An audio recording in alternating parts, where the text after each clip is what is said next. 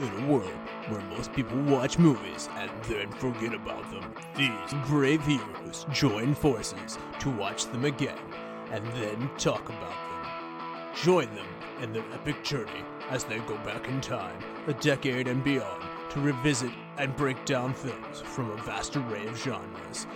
Do these movies hold up over time? Are they classics? Find out on Retro Movie Roundtable. Starring your hosts, Bryan Frye, Chad Robinson, Dustin Melbartis, Nathan Lutz, and Russell Guest. Coming now to headphones in your ears. Welcome all you lords, ladies, and knights to the Retro Movie Roundtable. Welcome to the show where we watch movies and then talk about them. I'm your host, Russell Guest, and joining me today is my good friends and co-hosts, Chad Robinson from Pittsburgh, Pennsylvania, and Bryan Frye from Spokane, Washington. How you guys doing? Doing well, Russ. Thank you. Yep, great tonight. And I'm excited. This is a special.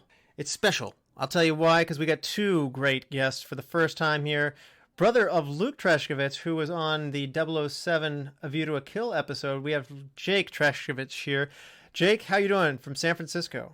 I'm doing good. Thank you so much for having me. That's right. And we're going to be talking some James Bond, so we wouldn't be doing this right if we didn't have somebody representing us from the UK here. So we also have Toby Poole. How are you doing, sir? I'm doing great. Glad to be here. Thanks for having me. Yes. Now, before we get going, just not a lot of description behind it, but just tell us, who are your favorite Bonds from top to bottom? Toby, why don't you kick us off with this one first? My favorite is always going to have to be Mr. Roger Moore. I feel like there's a Bond movie of his for every occasion and for every mood that you could possibly have. Then it's Daniel Craig. He's just incredibly sexy. So you can just sort of close your eyes and, you know, listen to him for hours. Then it's got to be Sean, because he made the role. Then Mr. Dalton, because I don't believe anyone's a killer more than him. Then Brosnan, and then Lazy. All right, well, that'll show through. Like, this is just a little precursor to give us some feelings as we do our countdown of all the Bond movies here. Jake, what about you? How would you rank your Bonds? You know what? I almost would mirror what Toby would say. Honestly, I kind of like that. Although, let's see. Okay, so Roger Moore, just because that was like my favorite as a kid, and just, yeah, I like that whole. He was in, like, there's a movie for everyone. Daniel Craig, though, he's pushing it upwards because I think the like quality of movie and like the feasibility of him actually doing all that stuff. I like that.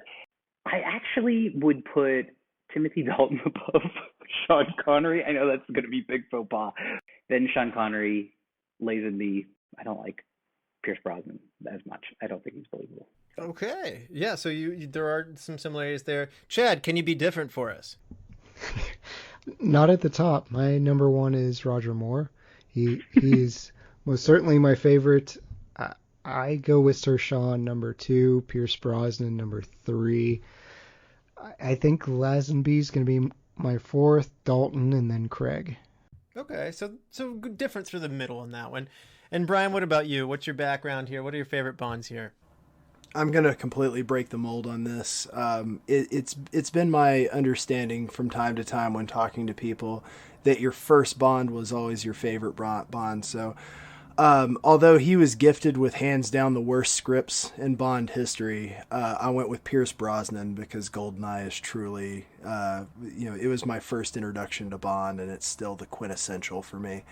I'm going with Daniel Craig as my number 2 just because the continuity of the films put together is something that I always wanted for Bond.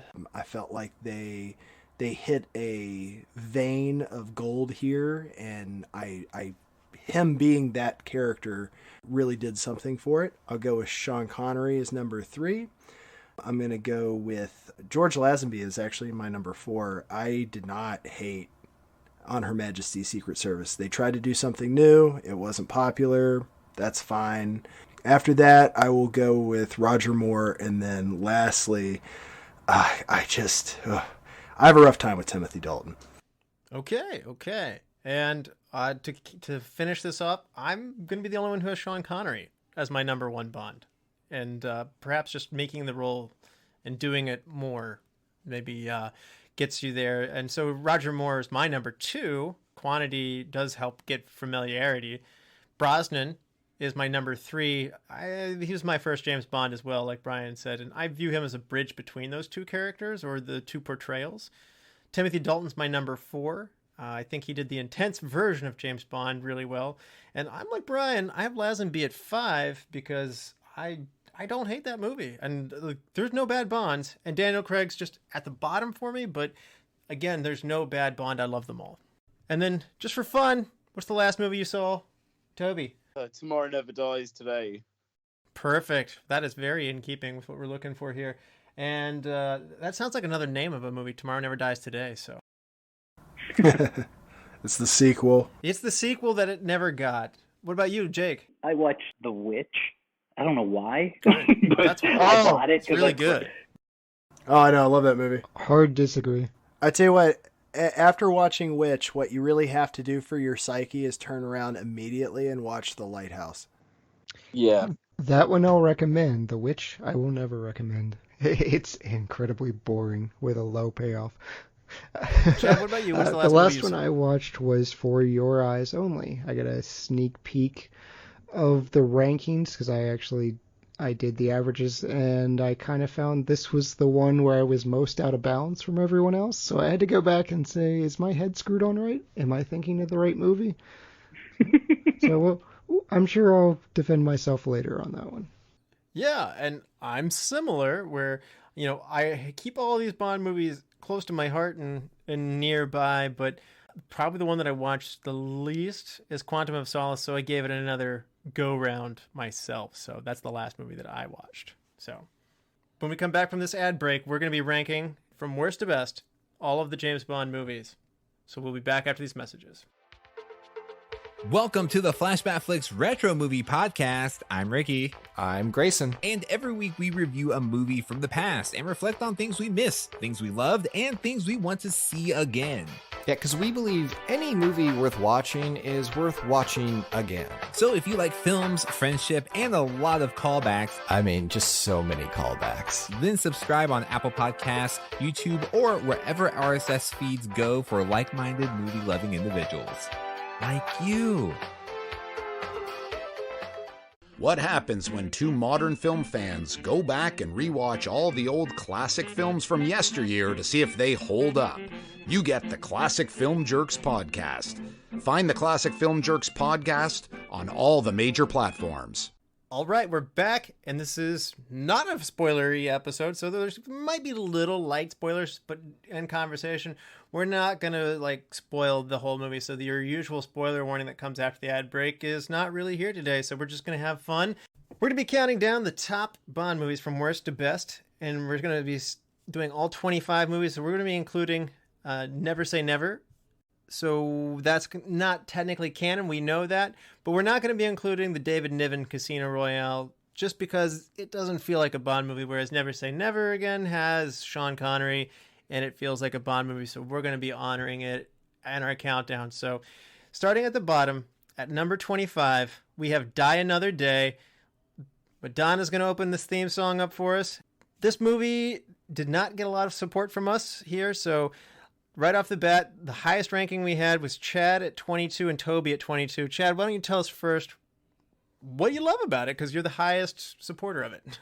I just hated 3 other movies more than this one. I saw the ranking and was like, oh man, no, I have no praise for this movie. I have one praiseful thing to say about this movie. Go for it, please. The part where Halle Berry gets out of the ocean, and this isn't the positive part, and she walks up to the bar. I have tried to mimic how Pierce Brosnan says mojito for so long. Like every time I say the word mojito, I go for gold Pierce Brosnan die another day mojito. He's like, mojito? I don't know. It's No one else can do it physically. We're incapable. So, Toby, you're the other big supporter of this movie, if you will. You're the other high ranker on this one. Do you love the invisible car? Do you love John Cleese coming in to take Q's place? What do you love about Die Another Day? Well, what I love about it is that it was the first Bond movie I ever watched. That's special. And I was 6 years old, I think, when I watched it, and without it, I wouldn't have this great love for it. So that's all. There's nothing actually about the movie itself that's any good. You mean you don't enjoy those overly simplified dialogue lines? Those single, I call them single entendres in this movie. They're not clever. Yeah, exactly. Like, are you watching the birds?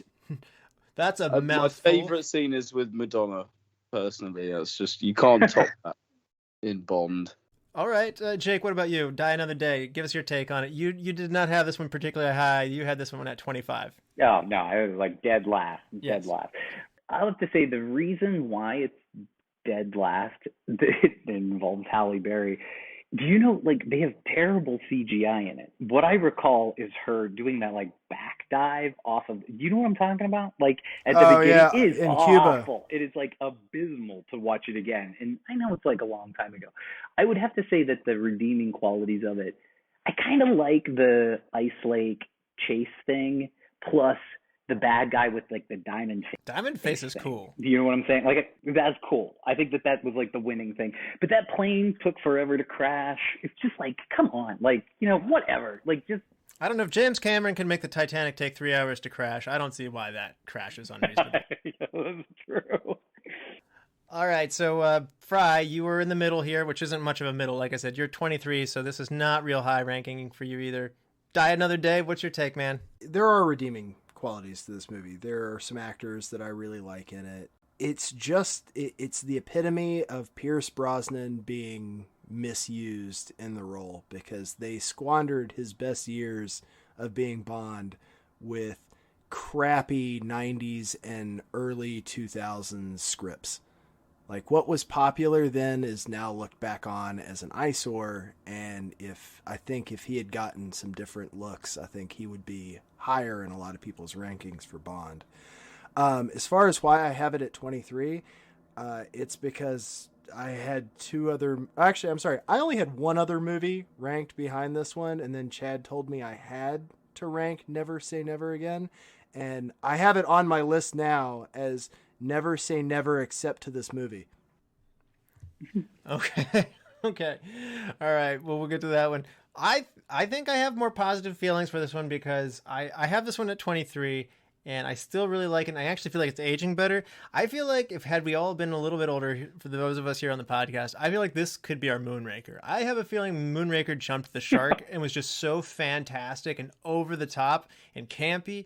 And I think as we go farther and farther away from Moonraker, like it seems like I enjoy it more, and I enjoy this campy side of James Bond. And somehow the CGI that just doesn't work, and some of the bad qualities that are there, somehow I'm affectionately growing to like it more over time. So it's possible this might have been my bottom ranked movie, but it's creeping up for me. It's never boring. I'll give it that. That's probably why it's 22 for me as well. So I'm never bored by it. I may be actively annoyed and confused. So I'm at least awake. So there's going to be more stratification in this next one. So Diamonds Are Forever is going to be next at number 24.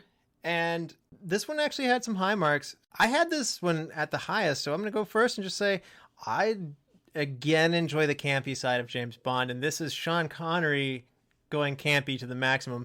Does this feel like a Roger Moore movie, but it's done by Sean Connery? Yeah, it does. I mean, you've got wheels turning, you've got cars turning on two wheels, you've got one of the more absurd henchmen with Wint and Kidd. Probably doesn't play as well today because it's a little bit homophobic, but they're very funny, I think, and I just love Walter White. I mean, Jimmy Dean playing this eccentric billionaire is... I don't know. This one hits a lot of notes for me, and it's really good to see Sean back in there again. So I love Diamonds Are Forever clearly more than everybody else here. Two of you had it ranked at 24th. Toby, why don't you tell us what might not be as excited about Diamonds Are Forever for you? I feel like it's a film of missed potential. Obviously, we're not doing spoilers, but there are certain threads from On Her Majesty's Secret Service that they don't pick up on that I feel would have made a far better movie, and I'm always imagining that one in my head when I watch it and wishing that we could have got that. Sean's clearly having more fun with it than he was You Only Live Twice, presumably because of his massive paycheck. But it doesn't ever seem to really swing into life, to be honest.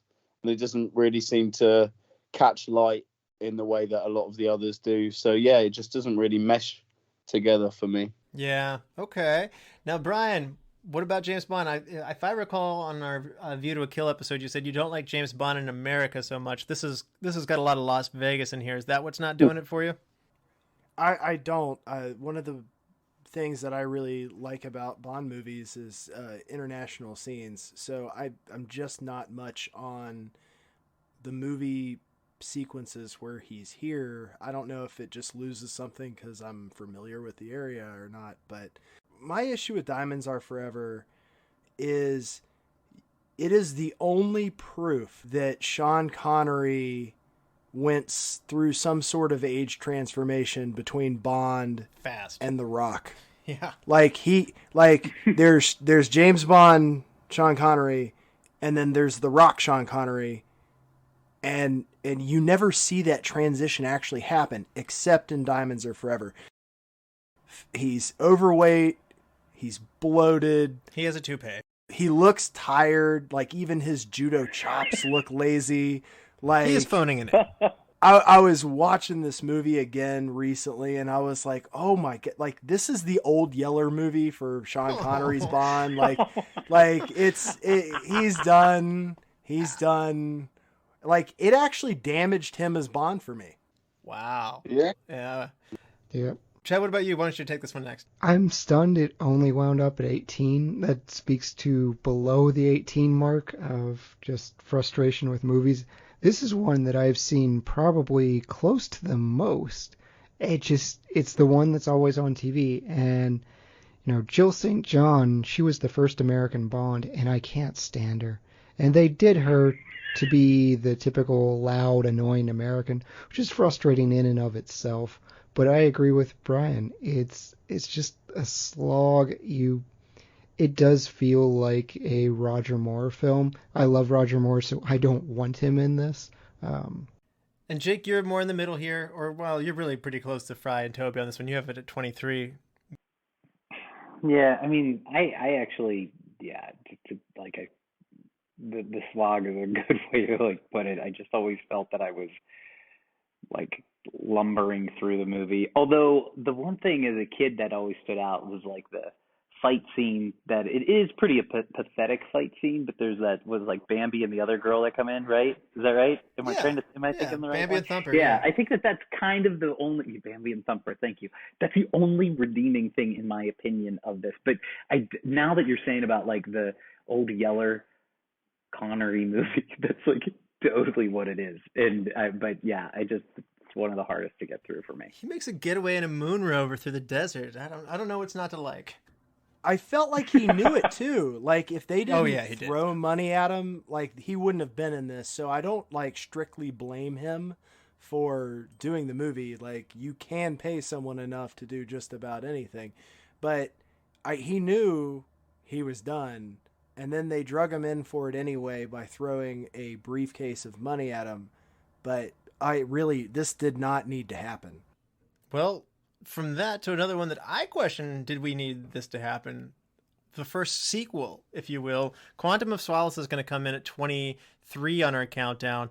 Jake, you have it at the highest, so why don't you give us the honors and tell us what you love about Quantum of Solace? Oh, interesting.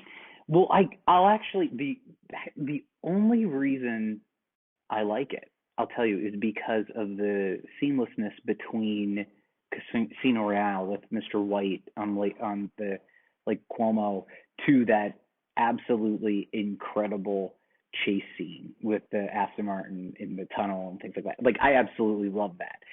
But that's the only redeeming thing about it, I have to say. I don't really like a lot of the other parts of it. I think that it was slow, not very compelling. I kind of like the opera scene where they're pointing out all the people in the audience and he's getting the Spectre crowd and things. I kind of like that, but I really that the only thing is I do believe that it's one of the best openings, and that's why it ranked so much higher. Okay, it does have a strong cold open for sure.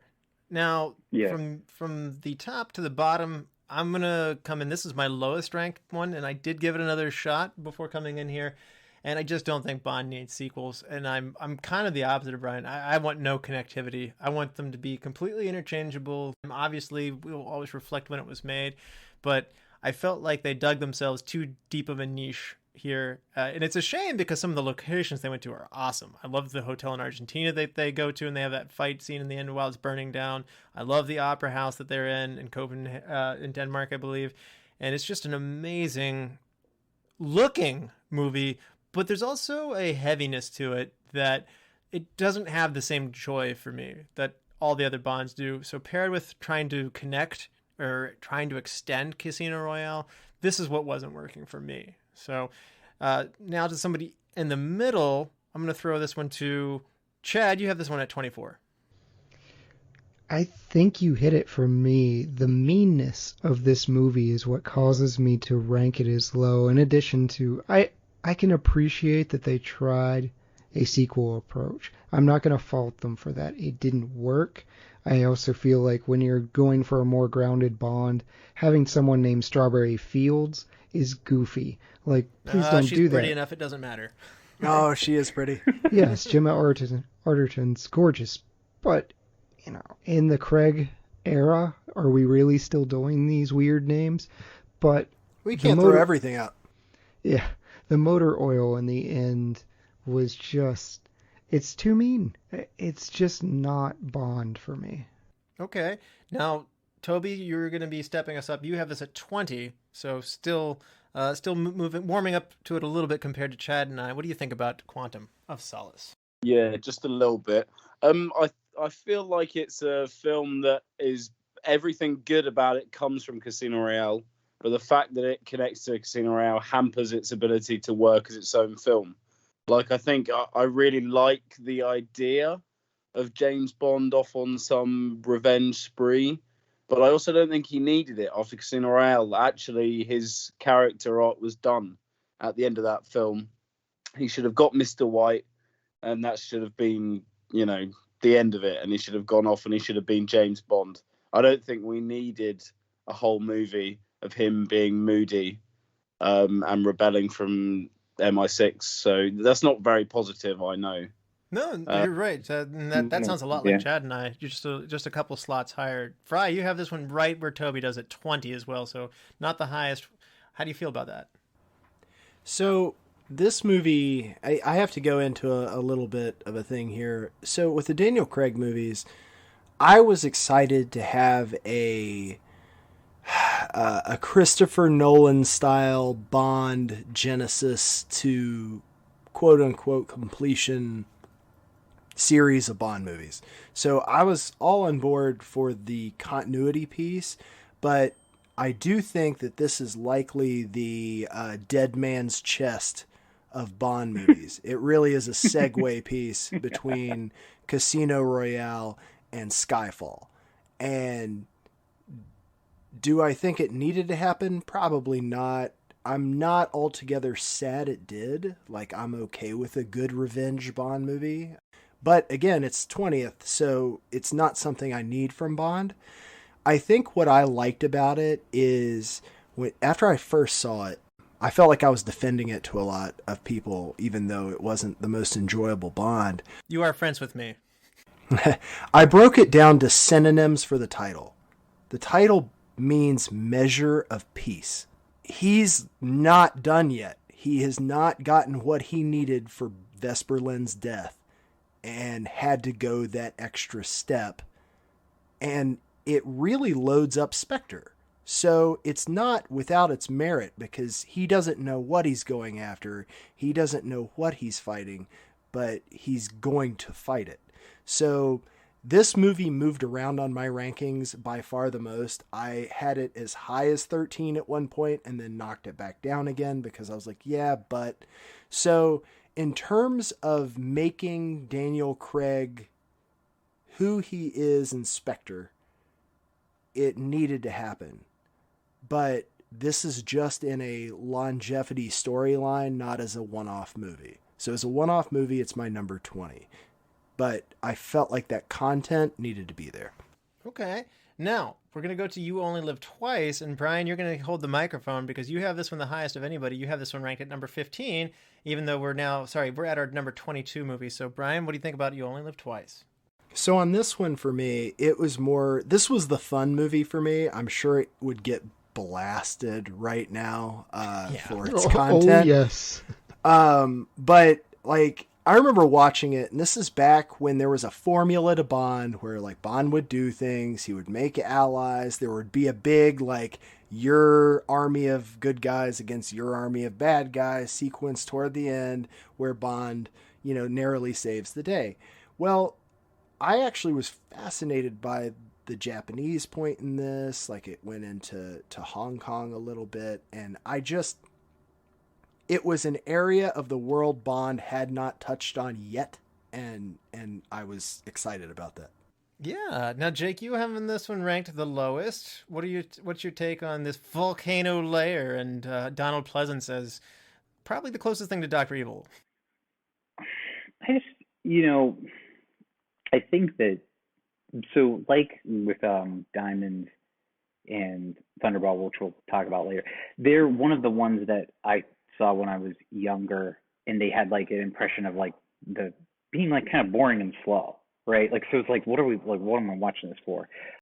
So I really don't have like a mature sense of the movie, and I think it's kind of me going off of like my Saturday morning movie selection when I was a kid, and my parents were like, "Yeah, watch this one." But yeah, that's the only reason why it was low. It was boring to me as a kid. So yeah. Okay, Toby, you're going to be similar to Jake. You have this one at 19. Tell us what your thoughts are on You Only Live Twice. I think it's a travesty that Donald Pleasance is remembered as Blofeld above Telly Savalas and Charles Gray, because he's easily the worst. I think. Agreed. I think he's just a pantomime villain. I think Sean Connery looks as if he'd be rather melting on the surface of the sun than be doing this movie. He's not feeling it. You're not wrong. He was. If it wasn't for that, I think I'd like it, because I loved the action scenes. I think that overhead shot of them fighting on the roof, where they're all running across it, is beautiful. And so many of the set design by Ken Adam is just beautiful. And the script's even pretty good in places, but I just feel like Sean Connery really drags the whole thing down, and he bums the vibe, as you guys would say, across the pond. You're not wrong. I think what you're picking up on is a combination of like things just not aging well, and he dresses up and impersonates somebody who is from Japan and super not selling it, and and then the other thing is, like you said, he's kind of going through the motions. He's in very bad relationship with Cubby Broccoli and the producers of this movie at this point. He's just not into it, and it shows. He's an actor, but he can't turn that bad feelings away that he has. So it's a shame that things soured, and I'm with Toby. I think this one had the potential to be so much more. Oh, go ahead. I am curious, where does Christoph Waltz fall on your Blofelds? I forgot he was even Blofeld. That says all you need to know. Well, you have about time. him. Yeah, I was going to say you have time to ruminate on that because it's coming up soon. Chad, though, You Only Live Twice. Yeah, it's a shame this movie is supremely racist because it's actually kind of fun. Yeah, right. So I'm battling it is that. like terribly racist movie. Yeah, I mean, we don't need to belabor this anymore. It's the most problematic Bond. Bird no make bush and bear tree. Oh. Never Say Never Again. Now, we've heard a little bit about this one. This is the unofficial non-canon one. This is going to come in at number 21. Now, Jake, you have this one pretty high at number 5. I do. That was embarrassing. What? But no. Yeah, I know. Yeah, I know. Toby demands an explanation. we all do. I know it does. It was another one. I think it was probably the second or third Bond that I saw as a kid, because it was like just released, so it was newer. I actually didn't realize until later that it wasn't part of the United Artists thing or whatever. But I have to say, I think Fatima Blush or whatever, I think it's her name. Yeah, Fatima Blush. She's a good villain, and that I think is what like sort of stands out. And I love like I don't know. I think it's watchable and it's entertaining. I don't know. It just gives me some Pac-Man fever, that's for sure. What'd you say? It gives me Pac-Man fever, that's for sure, with the arcade games. Oh yeah, that's right. Oh, I forgot about that. The electrical shock thing. Yeah. Yes. No, I don't know. I think like it's more of like the nostalgia thing that carries it, I guess, for me. You get one nostalgia, and that's what you're going to use this on. Okay. Sorry. Oh, another one's coming.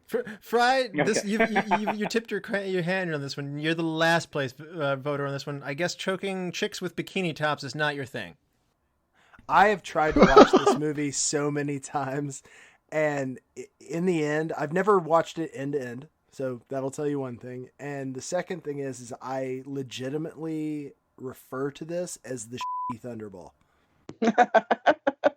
And he's so right. that it's not canon for a reason. Like, oh my God, train wreck. I don't think I hate any Bond movies, but if I had to, it would easily be this one. Okay. Strong words. I don't think we're going to be any stronger than that one. I think everybody else has gone through their bottom movie by now, I think. So, yeah. You'd be wrong. Oh, you're right. Yeah, sorry. Chad's holding back still. Yeah. All right. So let's warm up a little bit from there. Toby, it looks like you're a little bit warmer on this one than Frye. A little bit. I actually only deigned to watch this one a couple of months ago. I refused to watch it out of loyalty to Good for you. the franchise. Good for you. For many, many years. I respect your position. The nights got long waiting for No Time to Die to come out, and I needed my fix of new Bond. Truth. So I decided to. Did it do it for you? No, not at all. It's 20. Dude, this movie. I'm sorry, real quick. This movie is the oil can in the desert to quench your thirst.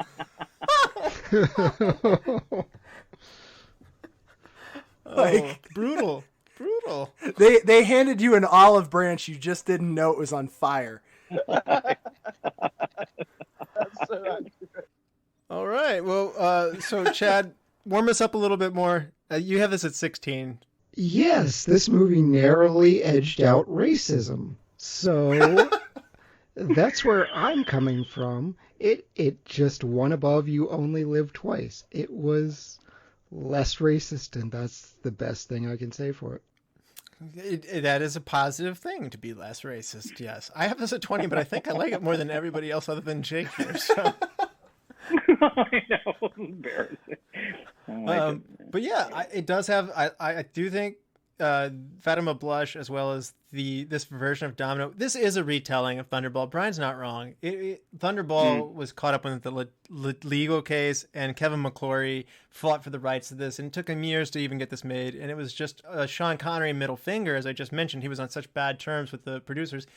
Even though Roger Moore's Octopussy was opening up the same year, he went up against them in competition. So it was this whole project is a giant middle finger to Cubby Broccoli. So and Bryan Frye apparently. So moving on, number 20. This is Octopussy. Now, Chad, this is your bottom pick. But before we do that, Jake, this is still your top. Sorry, you're going to be the high viewer on this one. You're at number 6 on Octopussy. Tell us what you love about it. Well, when you guys say it about I was the highest of Never Say Never, and there's like audible, but this, okay, follow me for a second. Like, this one has pretty solid stunts in it. Okay, like I think like there's a great part, and I know this is stupid, but as a kid, the Mercedes on the train track, that's lame, right? But the train hits that thing, and there's 2 old men in a boat that they're stuntmen, and the car, like, clearly hits one of them as it's flying at them. But so as a kid, I was like thrilled with that. It's lame. It has it's culturally insensitive. There's that stupid scene with the snake charmer, right? Yeah. Who plays the James Bond theme to lure him in. Like, that drives me crazy. The hunt that James Bond somehow outruns a tiger. But there's the whole, the whole, I love the camp of it. Plus, also, what's with that Swedish actress? I forget her name. She's like dubbed over the entire movie or something. I don't understand it. Yeah, it's terrible, but I love every second of the terribleness. And it's like, I don't know, Maud Adams is in it. Yeah. You see what I did? Add another 20 years and Die Another Day is going to be number 6 on your countdown. It's the time factor. Really? Yeah, it is a nostalgia thing, and I know I only got one pass on that. I wish I would have you found another pass, so good for you. Yeah. Now, Chad, Chad, you have this one at last. Learning. I guess flying a plane through a barn in dramatic fashion to open the movie is not going to do it for you. They put James Bond in a clown suit. Did you like that? I do that not. Feel good? I do not like my secret agent assassin dressed as a freaking clown. He's undercover. Yeah. Even the MacGuffin he's chasing is lame. It's a Fabergé egg. Like, come on. Everything else, the world's in danger. There are nukes. No, we've got an egg to chase in a clown suit. I hate everything about this movie. And he spent some years in therapy over it, so. No, not yet. Everything that Jake just cited, I'd kind of repressed. It was like, oh, the friggin' Cobra scene. My God. Just, I'm going to have to go take some blood pressure pills. You need to just cool off. Have a Coke and a smile here, because we're gonna have to go warm up a little bit here. Frye, you have this one at 22. Warm us up a little. So I don't have that much animosity toward this movie. It opened up some other scenes that I like. You Only Live Twice, where we haven't been there yet. Like, it doesn't belabor old sets and that sort of thing. The parts in India were kind of cool. I don't really have a problem with it outside of the Octopussy piece, where it's just like, are you all just trying to see how many times you can work this into a movie? I don't know. It was one of those things where when I saw my first Bond movie, again, it was Goldeneye, I used to think that every Bond movie had to have gold in the title, because my knowledge base of Bond at the time, like, I had heard of Goldfinger and Man with a Golden Gun. So I thought it was like a sequential thing. I didn't realize that there was more to it than that. And obviously found out more about it later, but it was one of those things where I'm like, man, they are really harping on this. And I understand it's, let's be edgy, let's be whatever. I don't know. There's just not a whole lot to this movie where I'm like, yeah, but then also if it's on, am I going to watch it? Probably. Wow. So I have it ranked below you, actually. I have it at 24, but there's parts of this movie I do enjoy. The train sequence I do find interesting, and I do like the Cold War tensions that we have in this, and I like the villain, and I do like the henchman of the knife-throwing, circus, I would say skilled gymnasts and acrobats that there's parts of this I really do enjoy, and it's just Roger Moore being Roger Moore, and while it's ranked next to last for me, I like it considerably more than Quantum of Solace. That's crazy pants. There's a cliff for all the other movies, and then there's Quantum of Solace at the bottom of the cliff. So this is many marks up for me. So there are a lot of things I'd like about this one myself. So my ranking doesn't agree with Jake, but my sentiment, I kind of feel you there. Toby, you're up with Jake. You're at number 7 on Octopussy. Tell us why you like it. Because Roger's having such a good time. And it's such a refreshing antithesis to the way Sean was playing the role by that point, where he was just done with it. Whereas I feel like Octopussy was one that Moore really threw himself into. I think the stunts are great. You can't see the lines between him and his stuntmen as easily as you can in the next film. Okay, yeah, that's true. It's pretty egregious. And yeah, I find myself laughing in it. It does have a buzzsaw yo-yo. That's pretty awesome. Like, it hit Roger Moore in his bloody alligator. Roger Moore in his alligator submarine. God, it's so terrible. Going into the harem of women that he's fantasizing about. It's hilarious. You know, Roger Moore beds more women than any other Bond. This man, like, he is the ultimate womanizer of all the Bonds, for sure. Yep. Yeah, he's walking up. He's not as rapey as Sean is, though. That's a low bar. Right, are we talking in real life or are we talking in the movies? Oh, Yes. Yeah.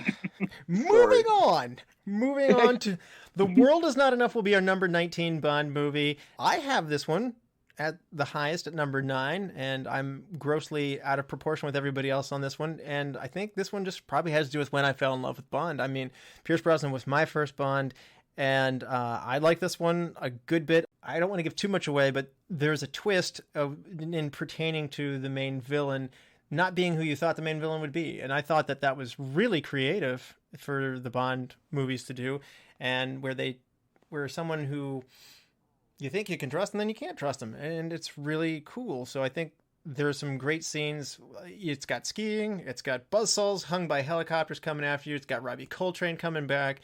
I'll admit the henchman with the teeth is not particularly good, but Judi Dench is increasing her role here. There's a lot for me to like here. And I like Renard as a villain who just can't feel pain. So that's a good, formidable villain that I like to go up against here. So Chad, tell me why I'm wrong. Because you have it at 23. This is a bad stretch for me, man.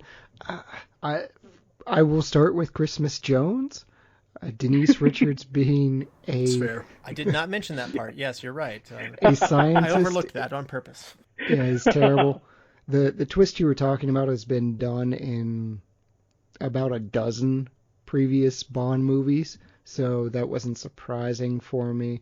I saw this with my father, who grew up as a Bond fan, but he hadn't seen them in probably 10, 15 years, and he's very conservative. So I'm listening to, Frye alluded to this earlier, the lazy jokes of, I thought Christmas only came once a year. yeah. And I'm sitting there with my father, and it was just uncomfortable. It was a bad movie that was soured even further by...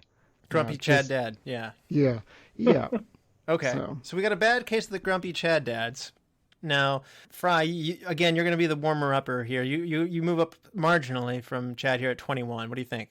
I actually place most of my issue with this movie on Denise Richards because if they had someone else, less pop culture, because that's what Bond movies are all about. Like, it's about introducing new people to the world. It's not, get the most popular person of the time. That's the reason Halle Berry was a flop. I think if that was different, and again, Pierce Brosnan movies relied so heavily on the gadgetry, they really need to pull that back. I think that's the reason Daniel Craig's movies... Oh, I love gadgets. No, I feel like they went too far the other direction with Daniel Craig, but I do think that they looked at what was wrong with Pierce Brosnan movies with the plethora, the constant, like he got rearmed with new gadgets like halfway through the movie, and then there's a whole nother thing. So you can have gadgets, but I just felt like if you replaced her and then de-emphasized by 30% the gadgetry and made it more about the espionage, this movie actually would have been a good movie. Okay, Toby, continue to warm us up here a little bit. You're gonna have this one at number 15 for us, so you're kind of in the middle here. I've got to agree there about the gadgetry. I think the biggest problem with Brosnan's Bond is that I never actually feel like he's in any real danger, and I think that's the thing that lets The World Is Not Enough down the most. I think it's got everything there to be brilliant. It's got, as somebody said, buzzsaws from helicopters, which is an amazing concept, and yet somehow you're a bit bored while watching it. It doesn't really grab you like it should do, and I don't really know why there isn't that spark at the center of the movie. Earlier on, you didn't give Brosnan a lot of love, so maybe it's just simply the wrong Bond and the wrong movie for you. Yeah, maybe, because I just don't think he I think if you maybe had... If you had Dalton or Craig in The World Is Not Enough, I think it would be a brilliant movie, because I think they bring the appropriate gravitas to it. Cause it's quite a dark story. You're doing what I love to do, and I don't want to go too far in this rabbit hole, but I often ask myself, what would this movie have been with the other Bond? And they're always so drastically different. So it's a really good point you make. And Jake, you're closer to me on this one. You have this one at number 12. So you've got me in better company on this one. It seems like you like The World Is Not Enough a little better. The only like redeeming part of this movie is it's by far the best cold opening of the Bonds, in my opinion. I would argue like tooth and nail for this. And I have a distinct memory because like I took Luke and my childhood friends to see this, and if you remember, it starts out with the bank, the exchange. Do you know what I'm talking about? Like with the money, like for the ransom, and he like jumps out the window and everything. And Luke turned to me and said, "That was a terrible opening," and I said, "It's not over yet." And then it became the best with the boats and stuff. Like it's like awesome. Like I'm sorry, like that's the only reason why it goes up. But like, look, Denise Richards brings this sucker down. Not believable. Oh, she is a giant weight on this movie. They're on that freaking pipe cleaner going like 3,000 miles per hour, and she's like barely scared and like disarming a nuclear weapon or whatever, or a bomb. Like it's not. Yeah, it's not believable. However, the villainess, I forget what. Sophie Marceau is the actress's name. She's good. She's a good villainess, and like with the whole like neck thing. And so is Renaud. Yeah, so is Renaud. Yeah, absolutely. Yeah. There's a cancer in this movie that if you cut it out, you would actually have a viable host. Do we need to explain why the villain can't feel pain? No one explained why Jaws had metal teeth. But again, like it's a belaboring the point thing. They were so into saying medulla oblongata in movies at this time. I don't know if you ever noticed this, but they mention that part of the brain in like 9 different movies during that time. And you're like, okay, we get it. You like saying this on screen. Stop. You have Waterboy to thank for that one. That's Adam Sandler. Oh my God. They were hitting it like it was something cool. And you're like, why are you doing this? You know what is cool? Our number 18 movie. See what I did there with that segment there? That's a transition. That's what we call that here in the business. So segue. Spectre is number 18. It's our latest release movie at the time of our recording here. Jake, you have this one at the highest point here at number 9. Tell us what you love about Spectre. Maybe the anticipation of seeing it, and Christoph Waltz. I like him. I do too. Just in general, like everything he's been in has been diverse but eerie, you know, from the dentist in Django to even this. I don't love the story of it, but like I do like the pace of it, and also even like Monica Bellucci, right? She's kind of like that aging like woman, right? If I'm remembering this correctly. Yeah. I haven't seen it often, I have to say. Like I think that this is probably my like the Bond that I've seen the least.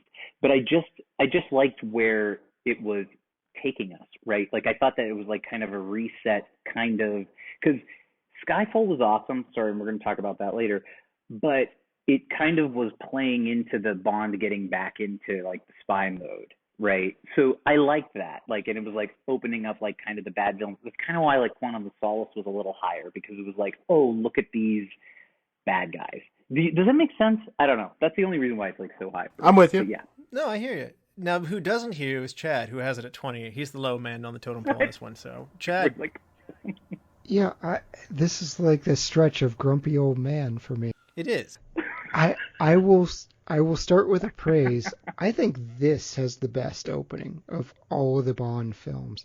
You know, Jake mentioned The World Is Not Enough. For me, it's the Day of the Dead sequence in Spectre. That was really cool. I think it's incredible. It's bright. It's vibrant. There's just so much cool going on, and it's so unfortunate the rest of the movie just can't hold up to that opening. I hate the story, particularly because the directors came out, everyone said, oh, Christoph Waltz is going to be this character. And they're like, no, he's a new character. And then we watch the movie, and he isn't. We're like, why did you do this? And nobody cared. Right. And the scene with Monica Bellucci, I've got to call it out. Like, we're past this. We're past the Sean Connery phase of Bond. Like, you can't be doing that. So that frustrated me to see it in Daniel Craig's Bond. It seems to fit Daniel Craig, though. I mean, like, it didn't feel like Roger Moore. Like when Roger Moore, like, twists a woman in an arm, you're just like, this doesn't feel right. Like, I wouldn't compare the Monica Bellucci thing to any of Sean Connery's escapades. It seems fitting to the Craig character, but I'm not far ahead of you though, Chad. Spectre, I came out of there excited at the time, but then I went back and watched it later, and you're right. The Day of the Dead scene in the particular, it hooked me early on, and I was excited to see Waltz's Blofeld, and I did enjoy that. I wanted to see a lot more from the henchman, Mr. Hinks. This movie is pretty. I like the style of it, but the journey that it takes me on, again, we're connecting our bonds a little too much. This is a feeling of backstory, and this is honestly something I really would like to get rid of as we go for the next Bond era. I don't like this connectivity. Also, they set us up for good skiing action, and they kind of took it away. Like they took you to a mountain to ski. They gave you a great location, beautiful, gondola, and then it's over, just like that. And it's just like I almost was like, hey, where's the deleted scenes for all the skiing stuff? Because you gave me one of my favorite things in Bond, and you take it away from me. And then, like, it's gone. Annoyed about that. Yeah, Toby, you're again moving up a little bit from me, but you have it at 16 in the middle as well. Tell us about it. I feel like I love everything individually about this movie. Like, every action scene I think is great. Yeah, that's pretty much it. I just think the story that is hanging together is possibly the worst in all of Bond, mainly because of the fact that it apes Austin Powers, and I will never ever be able to wrap my head around why they thought ripping off an Austin Powers plot was a good idea for a James Bond movie. It's a very good point. and I think that reverberates, like, every scene where you're supposed to feel tension and you're supposed to feel for the characters. You're just like, okay, when's the scene gonna amp up? And most of the good action is in the first half of the movie, so by the end I'm just left a bit cold and just waiting for it to be over, really. But it looks very nice, and I love the music. It is a pretty film. All these Craig films are directed with good skill. Yeah. They're all pretty films. Frye, close us out on Spectre here. You have it at 13. So this is another one that bounced around on the list. I feel like Daniel Craig movies in general are difficult to rank because they are so inclusive of one another. My piece on Spectre is I had a lot of hope going into this movie. Christoph Waltz is phenomenal. I didn't read anything into it other than he's going to be the bad guy, and I was like, yep, that's going to be great. I think the thing that I like the most about it is you do get Daniel Craig becoming what we always knew Bond was. Like, we start with Casino Royale, he kind of falls for this girl. He spends the second movie basically seeking vengeance. The third movie was figuring out whether or not he's really invested in this. And then the fourth movie is finding that somehow they have tied his personal life into all this stuff that's happened to him, which, look, that was a risk. Did it hit? No, not really. But I appreciated them taking that risk. That's something deviant from Bond, and I don't think it fell flat like it was a complete failure, but it was a risk that I was like, okay, hats off for you for trying.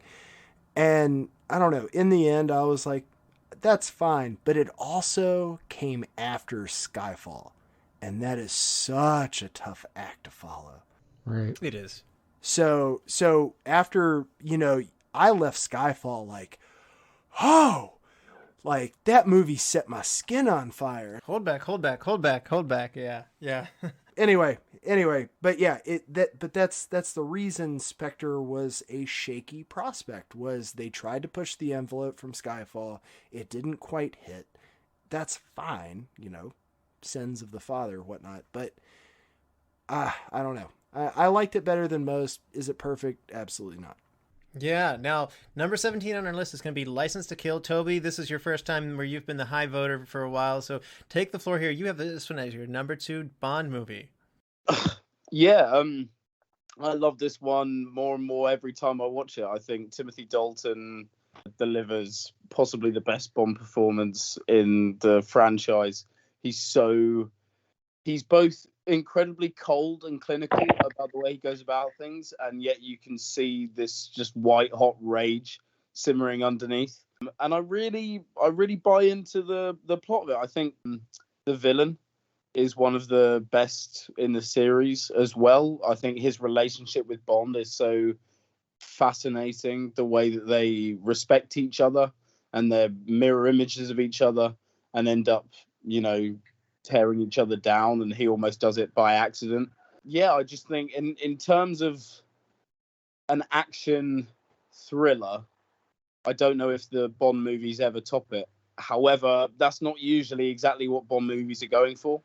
So I can understand why it wouldn't be as high for other people. But I think it does what it's trying to do perfectly. And yeah, I love it. Well, in the words of the great Wayne Newton, bless your heart. Now tell me why I'm wrong. Chad, actually, I'm sorry. I'm used to Chad being the... Don't you dare. I'm sorry. Chad won't be the anchor on this one. I will be. And you know what? When I'm coming last, I feel like I love this more than other people. So I like this movie. I think Robert Davi is a really good villain.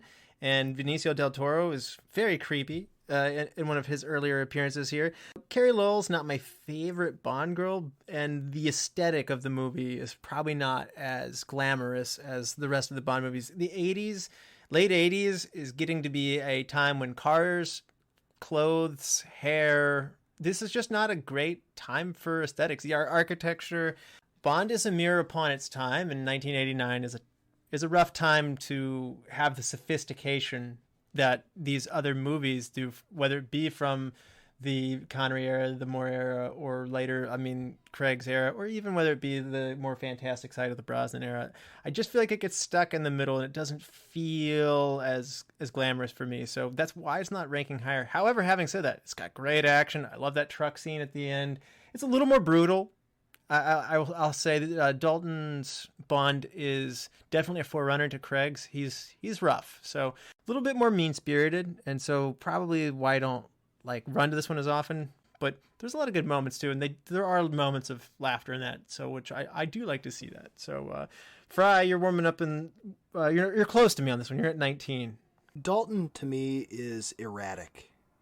He's what I imagine a truly loose cannon Bond would be. The thing that they always use in the mechanism they always use in Bond movies for the directorship to be oh, we got to rein him in, doesn't make sense with any other Bond except Dalton to me. Yeah, he goes rogue in this one for sure, and I think he goes rogue more as we go forward from this.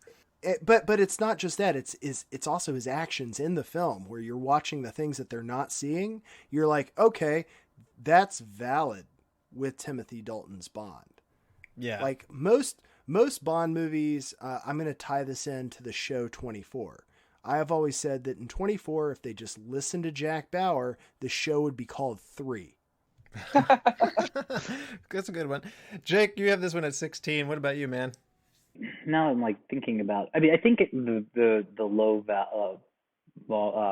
number for me or ranking probably is Wayne Newton. Just one I just think that part's so hokey, but then I was thinking about the brutality because I was oh yeah, that's right, because there's that what was that guy's name, Sharky, who this is really and the guy shark eats the bottom of him, and then that guy gets blown up in the that depressurization thing or whatever. It is pretty brutal. Oh yeah, and I think it's just one of the more brutal Bonds.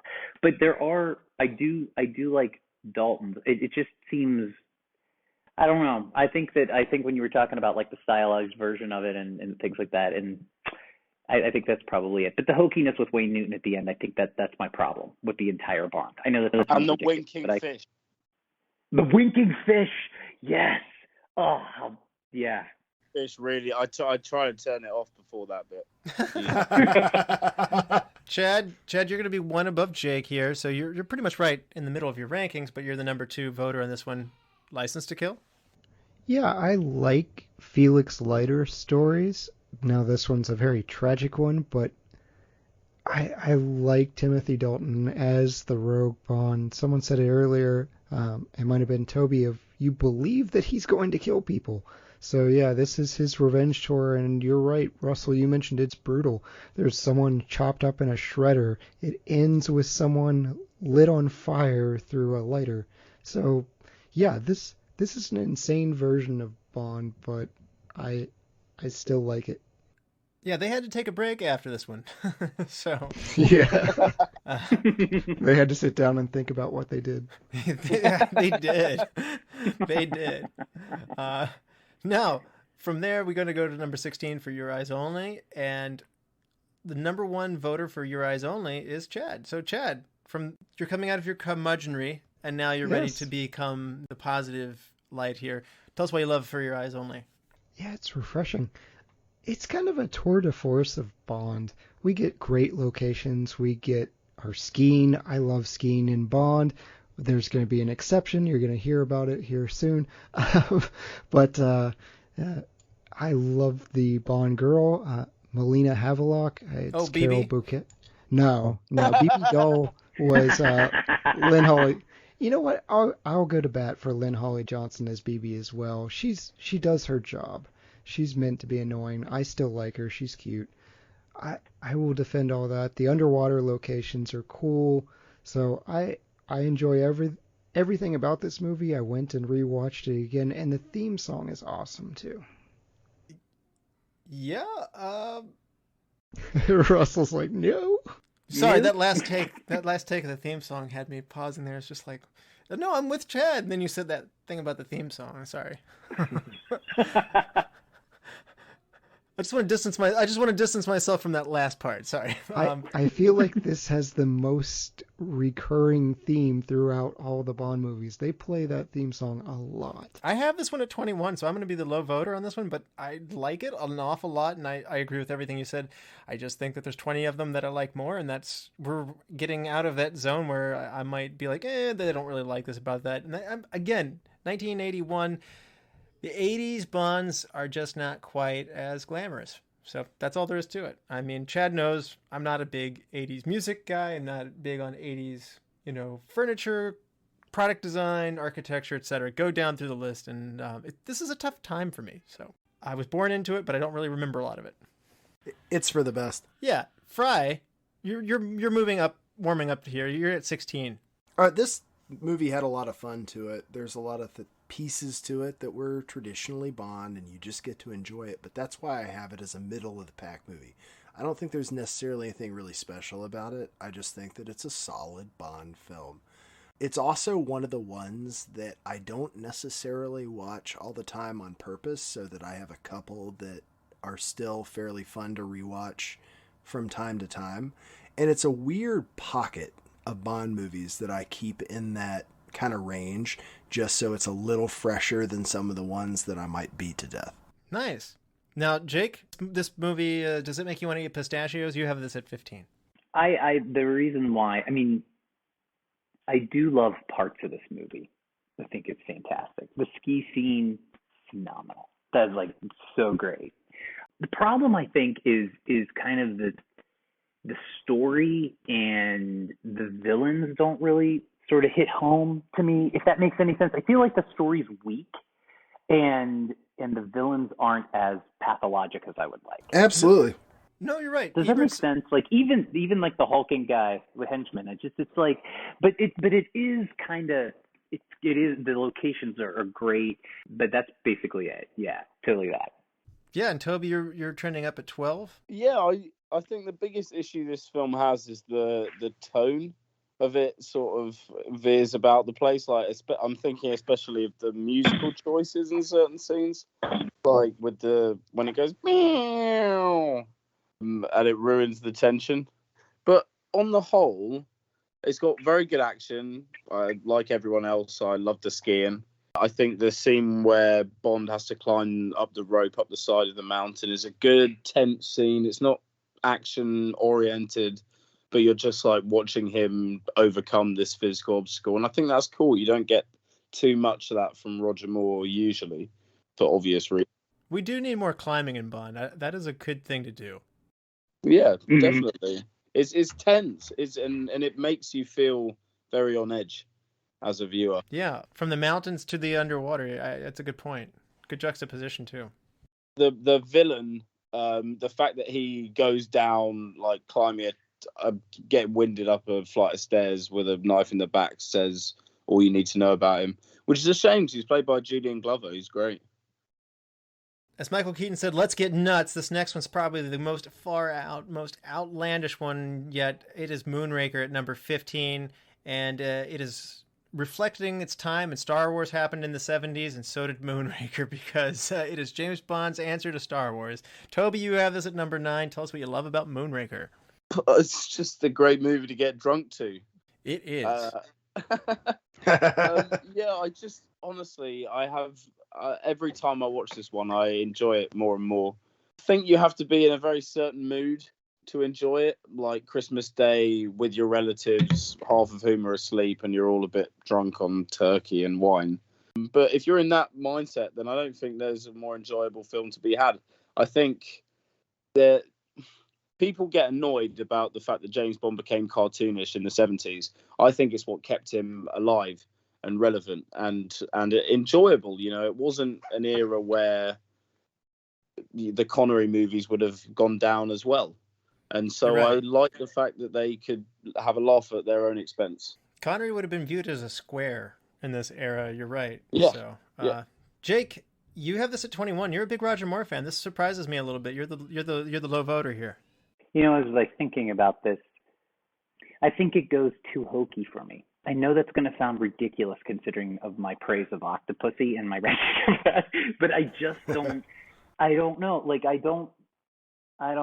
think maybe it was just like the tech or something. Like wasn't believable as some of the things. Like I like the fact that Octopussy went over the top, right? And this one tried to make it seem very technological. I that's kind of probably my biggest critique of it. However, I will say I love the opening, like, you know, when she's like, hire Mr. Bond or my ears will pop, and then he gets like thrown out of the plane, right? You know, and like Jaws, like that's incredible. That's a great opening. Yeah, that's kind of the only thing too, because it's a little bit brutal for me too, because that woman gets like eaten by those dogs. Like that just freaked me out as a kid. So that's probably why it's low. That's out of character for Moore. I will say that. That feels like that belongs in License to Kill. You're right. Yeah.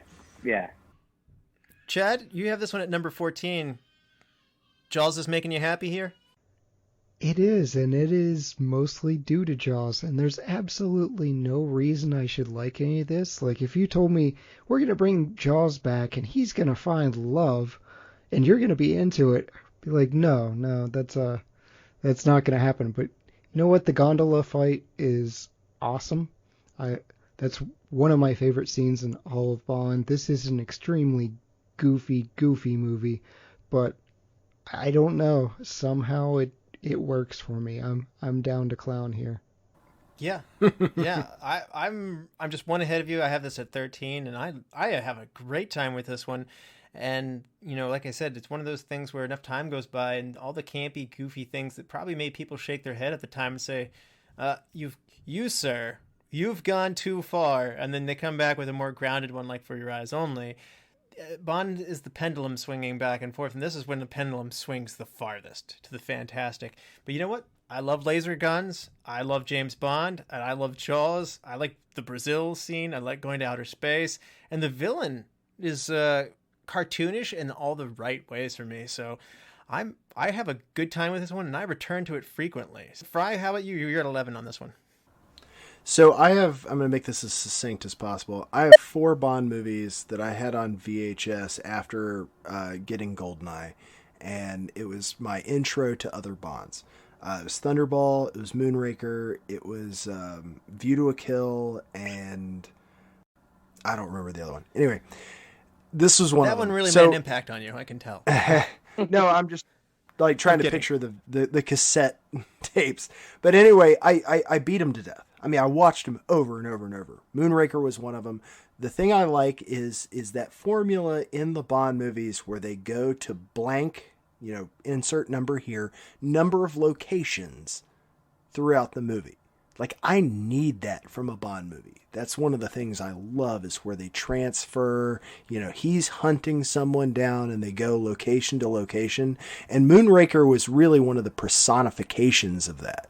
So that whole piece here, and this movie really, really, really got me into Michael Lonsdale.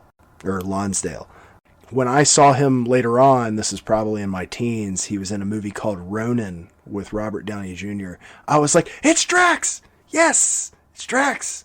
This is awesome! So anyway, this was an intro movie for me where I was trying to get into other Bonds, and it is one that I've watched probably close to the most. On to number 14 with Thunderball, and I am your high voter with this at number 3. And this is probably the one that hurts me the most to see that we as a group have selected this one at 14. I genuinely love this one. I love the underwater sequences. I love the villain. Largo is amazing. The Bond girl Domino, which it is the same Domino that we have earlier with Never Say Never Again, but I like Claudine Arger so much more. There is a great henchman. Fiona Volpe is a female henchman, this is an early sighting for Bond to do something like that. She's a deadly beauty. I love the island setting, and it's got everything that I could want and more. It's so iconic to me, and you say James Bond, and this is one of the ones that just pops in my head. So, Toby, you might feel differently because you have this one ranked at 25. Rock bottom. Wow. Yeah. Right. I feel like this is just the one where the engine completely stalled with Connery. I feel like the pacing is atrocious. The first 40 minutes of the movie is just spent with Bond dossing and pulling pranks on this random Spectre dude. I think you need a little bit of that mink glove.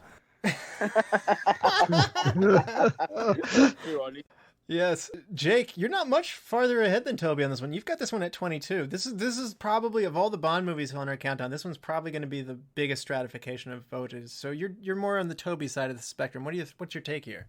I think I kind of agree with a little bit what he said, like the pace of it. I thought it was very slow, and maybe too, like the time it was introduced to me, which was kind of 80s, and I was into kind of the Roger Moore ones. That's sort of where it kind of has had like a sour taste, I guess, but definitely, but the underwater stuff totally is redeemable of it, right? And especially for the time, because that's pretty amazing. But yeah, that's kind of why it is. Terrence Young, as the director, might have been a little indulgent on the underwater scenes, like things move a little bit slow, because it just blew people's minds that they were doing it so well at the time. So it has a longer run time. That might be why you guys are saying it feels slow. It is longer, and they do show you a lot of underwater stuff, because to the modern day audiences that might not have the novelty that it once did in 1965. So yeah, Chad, you're in the middle here. Thunderball. Yeah, it makes my top 10. I love the underwater lair. Love the setup for that. You mentioned Fiona Volpe. I think that's a really cool and important part, the female assassin. And even though I don't even know if you call it CGI at this point, just the moving screen with a jetpack, it hasn't aged well. I went back and rewatched this week. It's pretty obvious. It's still one of the coolest gadgets that Bond's use. So I love Thunderball. To me, it's a quintessential Bond movie. It also has the little oxygen tank that, as a kid, I wanted one of those oxygen tanks that let you breathe for 4 minutes underwater so bad. Apparently it's not real, so destroyed my reality. Frye, number 6 for you is Thunderball. So, this was one of the 4 I had. I remember the other one was Man with a Golden Gun. So that was rounding out the 4 that I beat to death.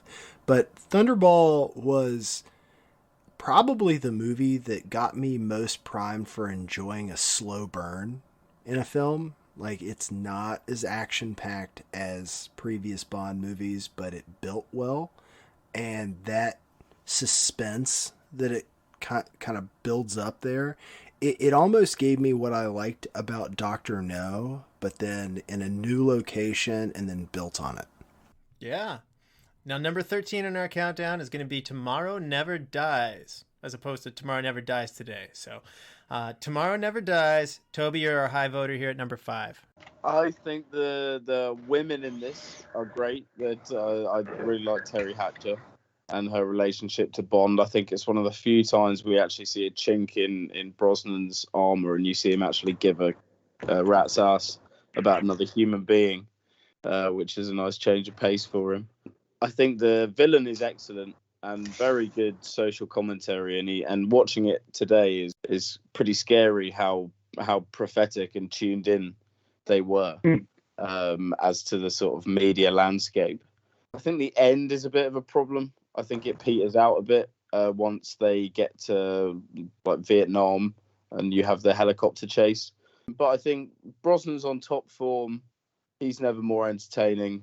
They give you the motorcycle chase scene, though. That's pretty awesome. With handcuffs. Yeah. Yeah. And the remote control car scene is a lot of fun.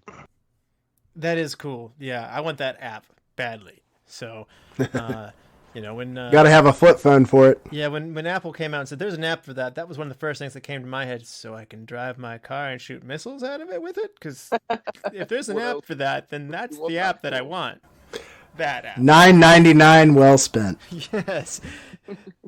Chad, you're the bottom man on the totem pole once again here. Tell us why we're wrong.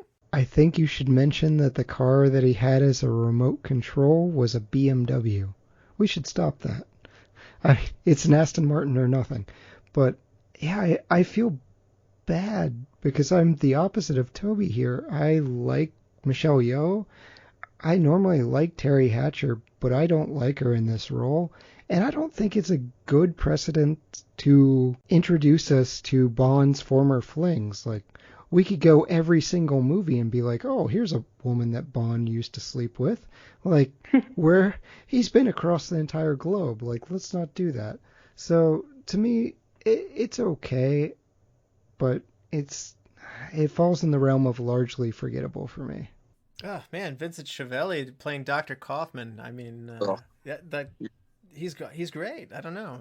I could kill you from Stuttgart and still have the same effect. Yeah, let's move up the rankings to me on this one. I love it. I think that Jonathan Pryce jumps the shark with his villain character. I think he's one of the least ambitious as plots for a main villain. I mean, he wants to start World War III, which is so Bond villain, but he wants to do it to get exclusive media rights. Like, I mean, if you can start World War III, I mean, kudos to you. I just feel like you should set your bar higher than beating out CNN and Fox News for ratings. That's just my, if it bleeds, it leads. I did like the German setting, and I did like the motorcycle chase scene is just phenomenal. And whereas Roger Moore is a lover, Pierce is a fighter, man. He's just mowing people down with a machine gun in this one. He's got the highest body count, and I believe it's heavily due to the last part of this movie. So, Frye, you have this one at number 12. This movie actually gained more credibility for me after I finished journalism school. This was, like he said, prophetic. I mean, this is something that we literally have to struggle with today, that news outlets do wield a considerable amount of power.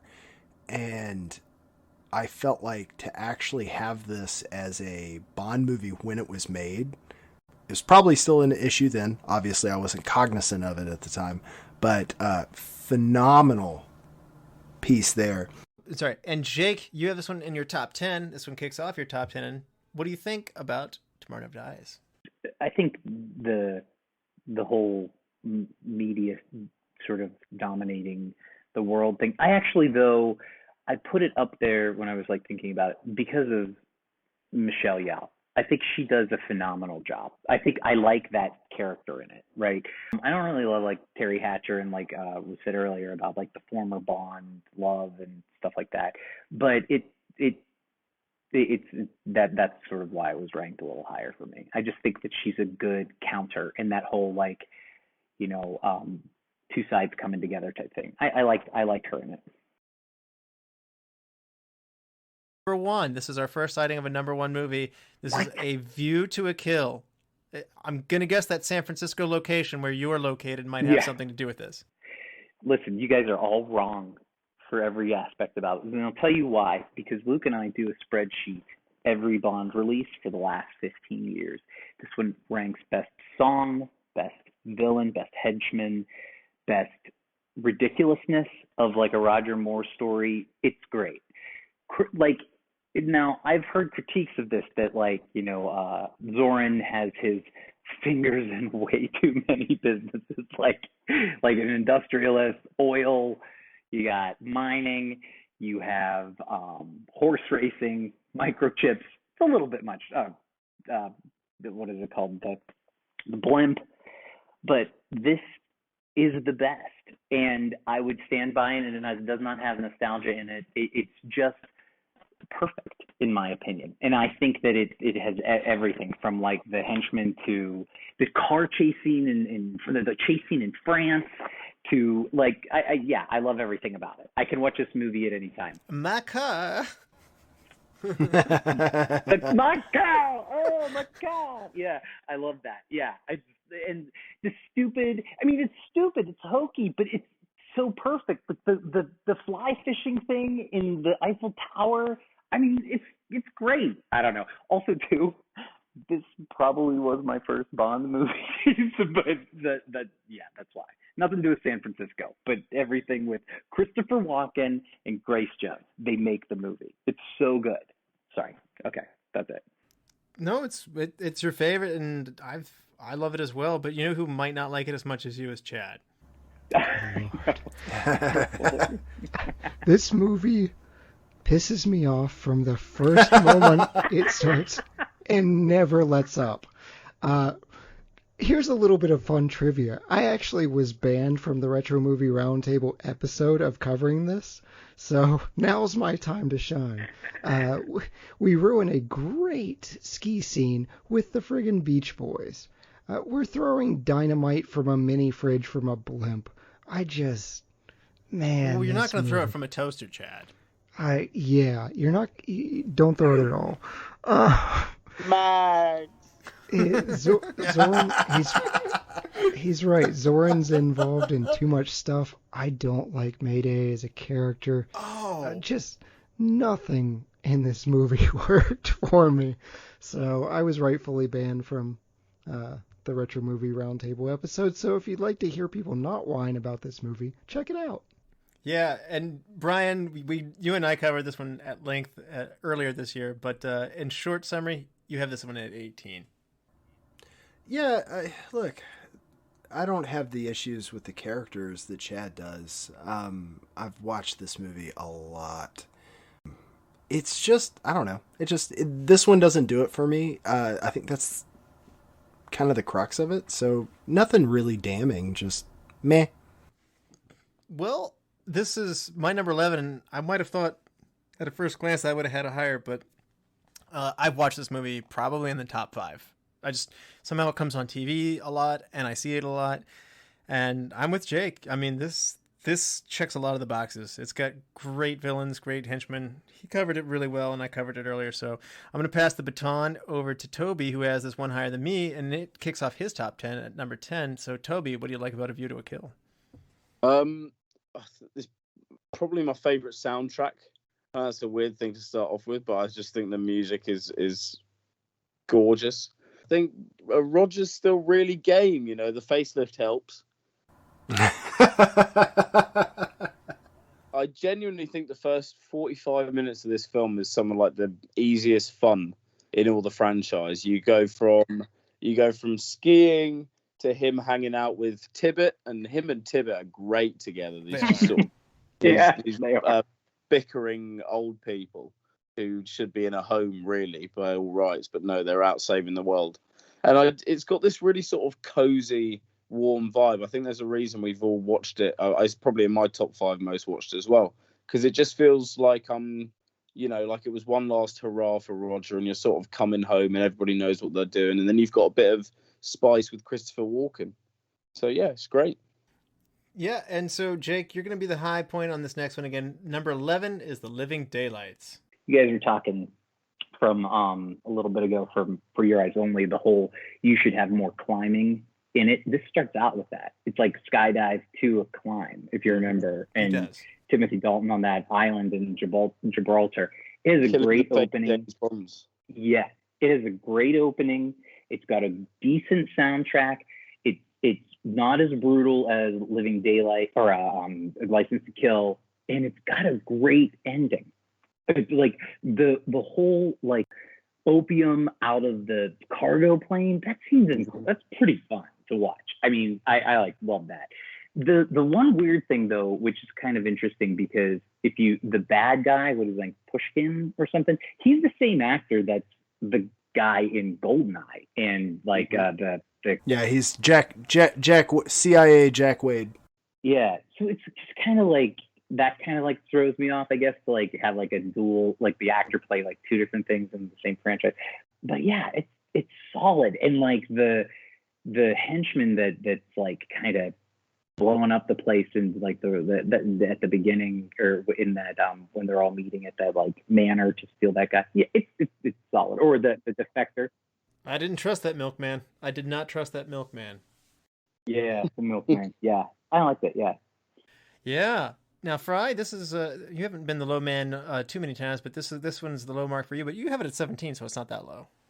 Well, like I said, I have a rough time with Timothy Dalton ones. This one's more watchable for me than License to Kill was, but it is kind of the Rambo 3 of Bond movies. It is very Rambo 3. Yeah. It ends with hey, we're going to help out the Taliban because they're our friends at this point in history, right? Yeah. So it's just one of those like, okay, did it age well? No. But at the same time, I don't know. Dalton's movies were short and good. Yeah. Not short and good, they were good. Short, and it's best that he was done after 2. Okay.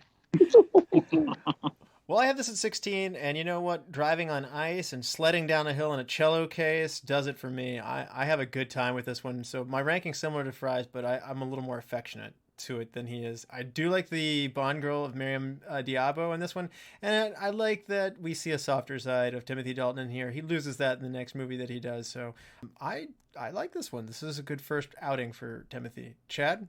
Yeah, I think it's his best movie, and I too like Miriam Diabo's Cara Malovi. I like the cellist assassin. The scenes with her are probably my favorite in the movie. Yeah, we help a group that splinters. They don't all become the Taliban. There's quite a few that become the resistance. But yeah, the Mujahideen, I can't pronounce it. Dumb American. Mujahideen. Yes. Some of them do go on to become the Taliban. So there's that problem. But yeah. Toby, this is your number 11 movie. What do you think about The Living Daylights? Again, I think it's a great soundtrack. It was John Barry's last soundtrack, and I think it really helps the film along. I don't love the romantic angle of it. I think that's a bit sort of schmaltzy, and I think the villains are a bit weak, to be honest. I like the idea of the main villain, the arms dealer, and the fact that he's a failed army guy who goes into arms dealing, but you don't see him enough. He's only got something like 5 minutes of screen time. As Frye pointed out, he was really a CIA agent the whole time. All along. I know, that's not the same character, but same actor. Bond does that, Charles Gray is in You Only Live Twice, and then he comes back as Diamonds Are Forever, because he had facial surgery, a remarkably convincing facial surgery. So he's better as Jack Wade. Yeah. Oh no, I completely agree. He was the quintessential. I don't do the James Bond spy stuff. I'm the background, just letting you know what's going on spy stuff. Yep.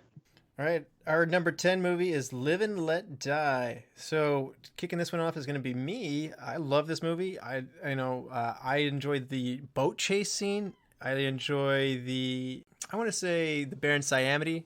I wouldn't say henchman necessarily, but this mysterious character. I wish we could have spent more time with him. He's awesome. And yeah, and this is one of my favorite Bond girls. Solitaire is so cool. Roger Moore's doing his first outing here. Some people criticize this one as saying he hasn't found his voice for the character yet, and that he's just doing what Connery would have done, but he is Roger Moore doing those things. I don't know about all that, but for me, love the opening soundtrack song, and it is a weak cold open. I will give you that. Everything else from that cold open on is awesome. So I think they were just delaying showing you Roger's face for that cold open. Let's see, Toby, you have this at number 18, and you're the low voter on this one. Yeah, they hold off on showing you Roger, and then you see him trying to hide a girl he's shagging from M, even though they're all adults. So surely they could just sort of have a conversation about it. Which is a scene which just gets stranger and stranger and more perfunctory as I get older. I don't know. It seemed to work for me, but now that you mention it, you made it weird. Maybe it speaks to the audience more than the character. I think there's a lot of fun. I love just browsing. Thank you. Could you gift wrap it for me? But I think it's a film where 1/12 of it subsists of an incredibly boring boat chase that just goes on and on. I always skip it. Doesn't end. Jake, you're the next one up. You have this one at number 14. Cars are doing barrel rolls in this movie. Does it make you happy? Yeah, I think that it is kind of boring too, and I really don't think that they flesh out the villain that great. You know, I will give it to Solitaire. I think that that's a great character and stuff, but I always found it kind of boring. Good opening song. I actually was wondering if it was the one with the barrel roll, because doesn't have that hokey cop comes back in another one. Sheriff J.W. Pickens, boy. Yeah, God, the golden gun. Crazy. Even as a kid, I knew that was too hokey. So yeah, so that's where my lack of love. Another good look for America. Yeah, right. That's us. You know, Toby's gonna get off in here. I got off a podcast with 4 guys that are just like Sheriff J.W. Pickens. Yeah. You know, I've watched the movie Man with a Golden Gun enough that I feel like I probably could do an entire podcast as Pickens. Not without getting fired for racial commentary. Hate crimes against people in Louis. Chad, you earlier said you liked the movie for being less racist, but this one's more racist. But you have this one up at number 12, so there's some inconsistency here. So you like this one? I feel like this is probably culturally insensitive. It's not as obvious as the other one. There's not blatant blackface in this like there is yellowface in the other one. So yay for that. It does have a black guy wearing a mask of another black guy. Is that okay? I don't know. I'm just a dude playing a dude pretending to be another dude. There's another dude. Yeah, I am practically clear, so you're asking the wrong person here. But I like the voodoo aspect of this. I like Kananga. Baron Samdi's cool, and even the ending, Solitaire is one of the best Bond women. So yeah, everything about this movie works for me. Bus chasing before Keanu Reeves too. Frye, you have this one even higher. You're closer to my camp on this one. You have it at number 9. This movie fascinated me. I had no idea of the kind of culture down there in Louisiana, and this actually sprung into life so many different things. I'm a huge James Lee Burke reader now due to this movie. I literally went through a phase where I was just reading all I could about voodoo because I thought it was a very fascinating religion. And I completely credit this with opening my eyes to a different culture. So, you know, you could cry racism for some of the stuff on it, but I would say as a white male, like I would say it introduced me to understanding other cultures more. Wow, yeah, so number 9, IMDb rankings would have this one towards the bottom, but we as a collective here seem to like this one. This is The Man with the Golden Gun. Now, Chad, you have this one all the way up number 2, and maybe this is what's pulling the rankings up higher. Tell us why you love this one. For all the reasons that other people are going to criticize, you know, there are plenty of legitimate criticisms. I love the golden gun, and the fact it's Christopher Lee wielding it is just, it's fantastic. Mr. Scaramanga, I like Knick-Knack. I like the mirror scene. We get that throughout other movies. Yeah, just everything in this works for me. Even the bad parts, even the sheriff, the slide whistle, the pigeon double take, all of that, I'm still ranking it number 2. Now, Toby, you're going to be the counterpoint on this one as well. So how do you feel about The Man with the Golden Gun? You have this at 21. 21, yeah, because 2 words, slide whistle. Yep. Someone redubbed that with the Bond theme instead of the slide whistle. Like when the car hit, the Bond theme kicked in. Yeah, it was amazing. It's so much better. I've seen that. No, when I hear slide whistles, I think of the pop song from like the early 90s called Groove is in the Heart. And then immediately afterwards, I think of this scene. But no, Toby. They sabotage their good work. It's so annoying. They went to such extremes to get that shot, and then they ruined it. But it's such a brilliant concept. Christopher Lee is a fantastic villain, and the idea of him and Bond as 2 assassins just trying to take each other out is great. And they don't do anything with it, and they completely waste it. And then they start going on about energy, and he's like, "Oh, I'm the leading whatever. I put the most money into solar energy in the world." And you're like, "Okay, that sort of came out of nowhere." You say that, but Elon Musk is so going to be Scaramanga. Oh no, I think he's gonna be Drax. Oh, that's true. No, yeah. Well, that's Bezel. No, Zoran. He's in a bunch of different industries. Yeah. Oh, yeah, that's true. Actually, is he a Nazi baby though? Yeah, that's man, all good points there. Jake, you have this one at 18. While I'm chewing on who Elon Musk is about to become, tell us what your thoughts are of The Man with the Golden Gun. I think that it was, when I was thinking about this, so this is what Maud Adams' first of the 3 that she was in, correct? Yes. Because she makes a cameo in View to a Kill, yeah. right? So I think that it's okay, but it does have like a little bit of the not enough hope for Roger Moore, and a little bit of like a slower pace. However, Christopher Lee's awesome, and I really wish though that they flushed out his villain. Like, if they redid this, they could make it really mysterious and kind of awesome with like a creepier henchman sidekick type thing. You know what I'm saying? Like, what's creepier than a third nipple?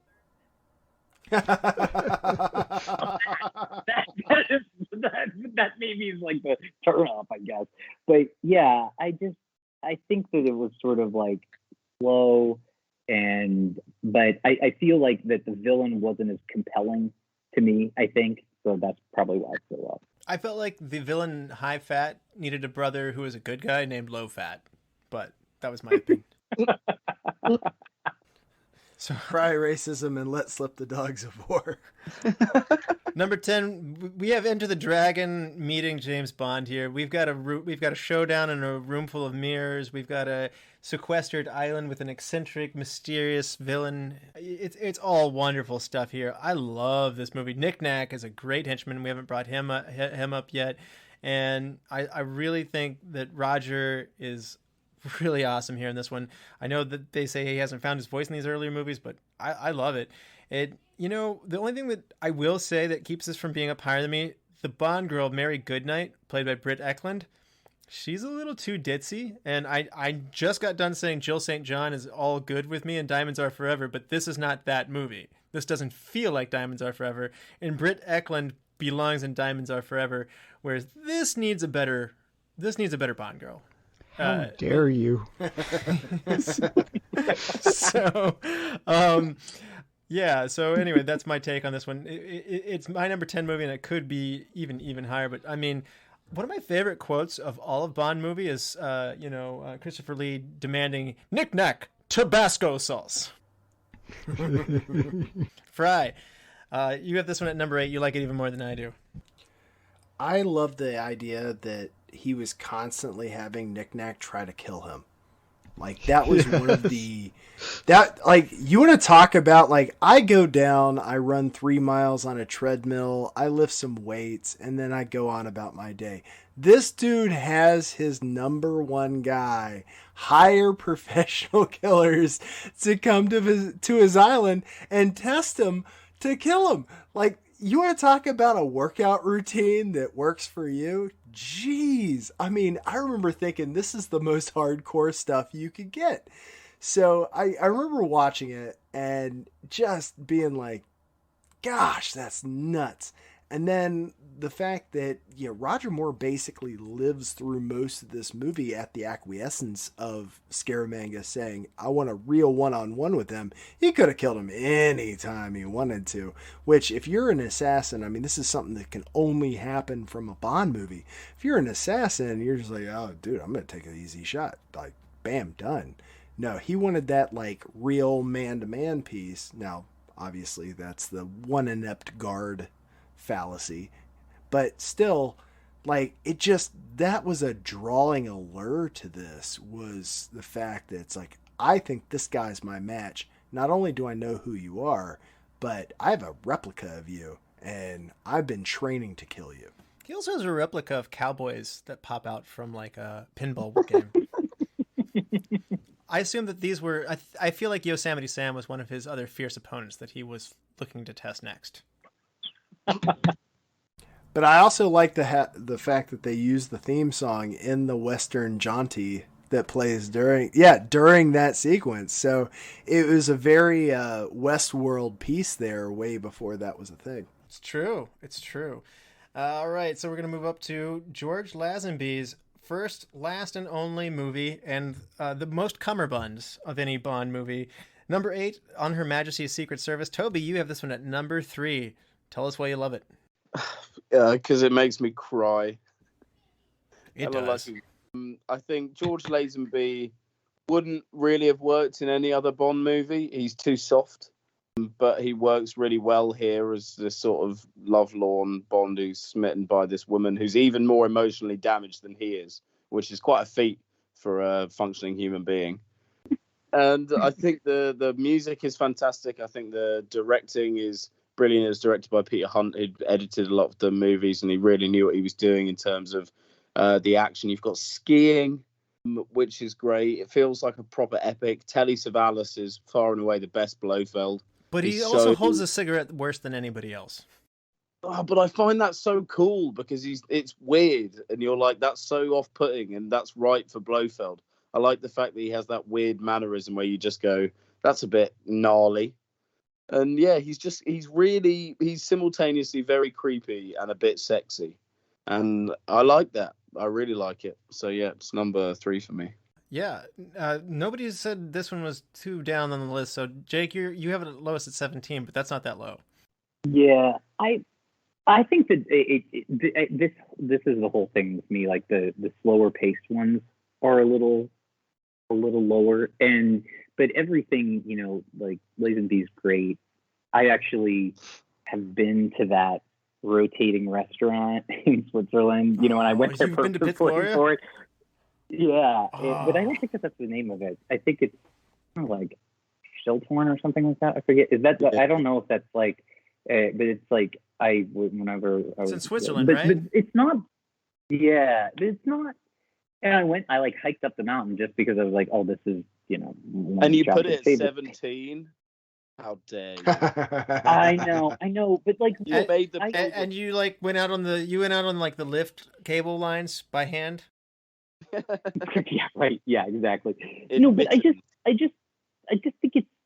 think it's slower, right? And that's it. And it's a different story, and maybe it just didn't sit well with me. But like, I think Telly Savalas is great, and it's just not as high as some of the other ones for particular reasons.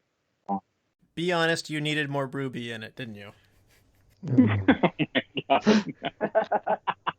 Hilly. All right, number 14 is on your list. Frye, tell us about On Her Majesty's Secret Service. I thought this was a really solid movie. I do understand the contempt that it gets at times as almost a movie you could take out of the Bond canon and just have as a standalone. But I don't think that's a knock. I feel like that's a positive to say that they literally made a world around this one guy playing Bond. So I grew up in a really world of discontent with George Lazenby's Bond. And then when I finally actually had the opportunity to watch it, because it wasn't something that was widely played, like when they did 007 Days of Bond for Christmas, they never played this movie. So it was almost like the censorship, like, we're not even going to show you this. So by the time I actually got my hands on it and watched it, I was like, really? Like, this was this contemptualized, and honestly, it's not a bad movie. No. I mean, Chad, you're going to be next on this list. You have this one at number 11. Does lugeing and bobsledding and skiing get it done for you? For me, it's back to what Toby said. It's Blofeld. And if we really think about it, it's a ridiculous plot. He plans on destroying the world's agriculture through an army of hypnotized women. Hot women, though. I mean, hot women can accomplish anything when they put their mind to it. Yes. These are the fembots before the fembots. But yeah.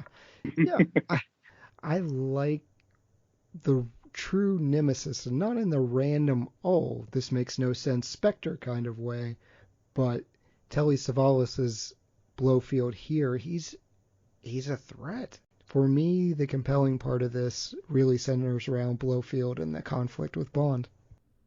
Yeah, and I'm going to be here in the middle. I have this at number 12, and I love so much of it. Diana Rigg is so good, and I do like those tender moments with James Bond, and there's no movie that does it better than this. And I have to say that the showdown at the end is very, very exciting. So it starts a little slow, to Jake's point, but I think it's backloaded with a lot of really good action in there. And I think this movie would be higher for me if we had good Connery, but we just came off of You Only Live Twice, where we said Connery was kind of phoning it in. And so if we were going to get that Connery, I think it's probably for the best that we did get George Lazenby. That's what I always say. Now, if you told me you can give me if you could give me Thunderball Connery, or if you could give me Goldfinger Connery, then I'd be really interested to see what he would have done with this. But knowing where we were at this point in time, I actually think, to Frye's point, maybe this shouldn't have been panned so hard. I think it might have been the right man for the right job at the right time, and he handed it off quickly, and perhaps that was also for the best. Yeah, as soon as I saw this movie, I never understood the hatred for it. It was really confounding to me. Yeah. I think it's because George Lazenby, they felt like he spurned the franchise. Well, this never happened to the other guy. That's So number 7 on our countdown is going to be From Russia with Love. Chad, you really like this one. You have this one at number 3. Tell us why you love it. I do. It's probably my favorite novel of all the Bond films, but as far as movies, yeah, it's right up there. I particularly like Rosa Klebb. I like the Smersh angle. Fun locations. Ali in Turkey is a lot of fun. Get an early Robert Shaw appearance with Red Grant. All of the characters in this just work so well. The story is just engaging. There's nothing about this movie that it was hard not to put it number 1 for me. Just some nostalgia on other movies kept it at number 3. Oh, the train scene at the end, man, is so good. But yes, you know who might not have thought this was so good? Jake. Jake has this at 24. Yes, my foil. Of course, I'm like on the opposite. Yeah, I find this one boring, like to the core. I don't know how else to say it. Like I don't know if it was just sort of like coming in with the Connerys and the Thunderball and maybe just that, but yeah, I never can get into this. I just don't, I don't know why. And even though it is probably arguably like the best book, because I've read a couple of them and I've like loved it. I just don't know why I can't get into the movie as much. I don't know why. You, sir, do not appreciate flare guns. That's your problem. That's It is probably probably the most spy-centric of all the Bond movies, and if that's not what you love about James Bond, the espionage, it's gonna get hurt in the ratings. Toby, you have this at 13. Tell us about it.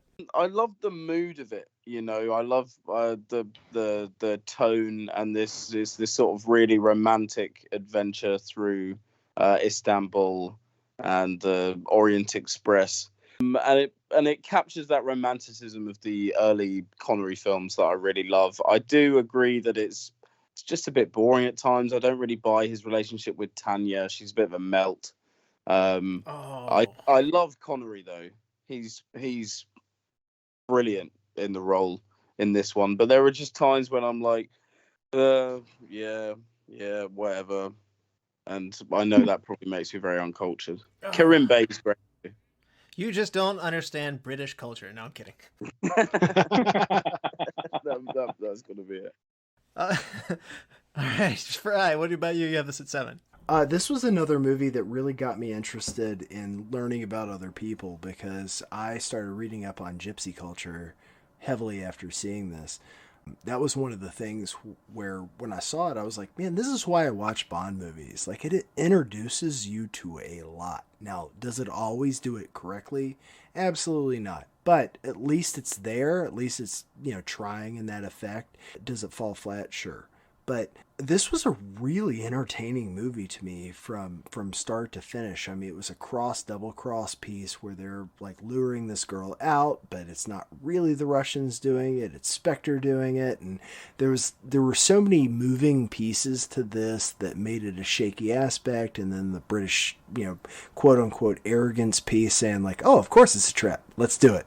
So that's a fun thing. I mean, that's one of the things that made Bond so Cold War relevant. Like, that is where this film franchise really thrived, was during that time period. So I loved it. I love it as well. I think I'm not quite with Toby on that one. I love Tatiana's character on this one, and I like how everybody's going for this piece.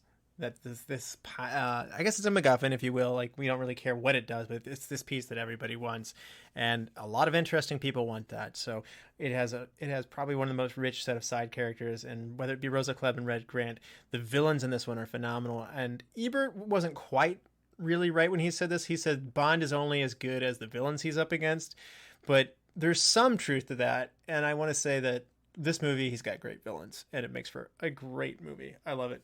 Very exciting finish.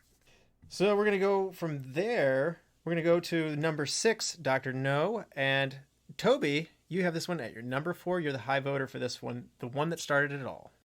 Connery's majestically good in this movie, and he just gets it absolutely from the off. I find it very tense. I find it the most like sort of spy movie-ish. He's nice and invested in it.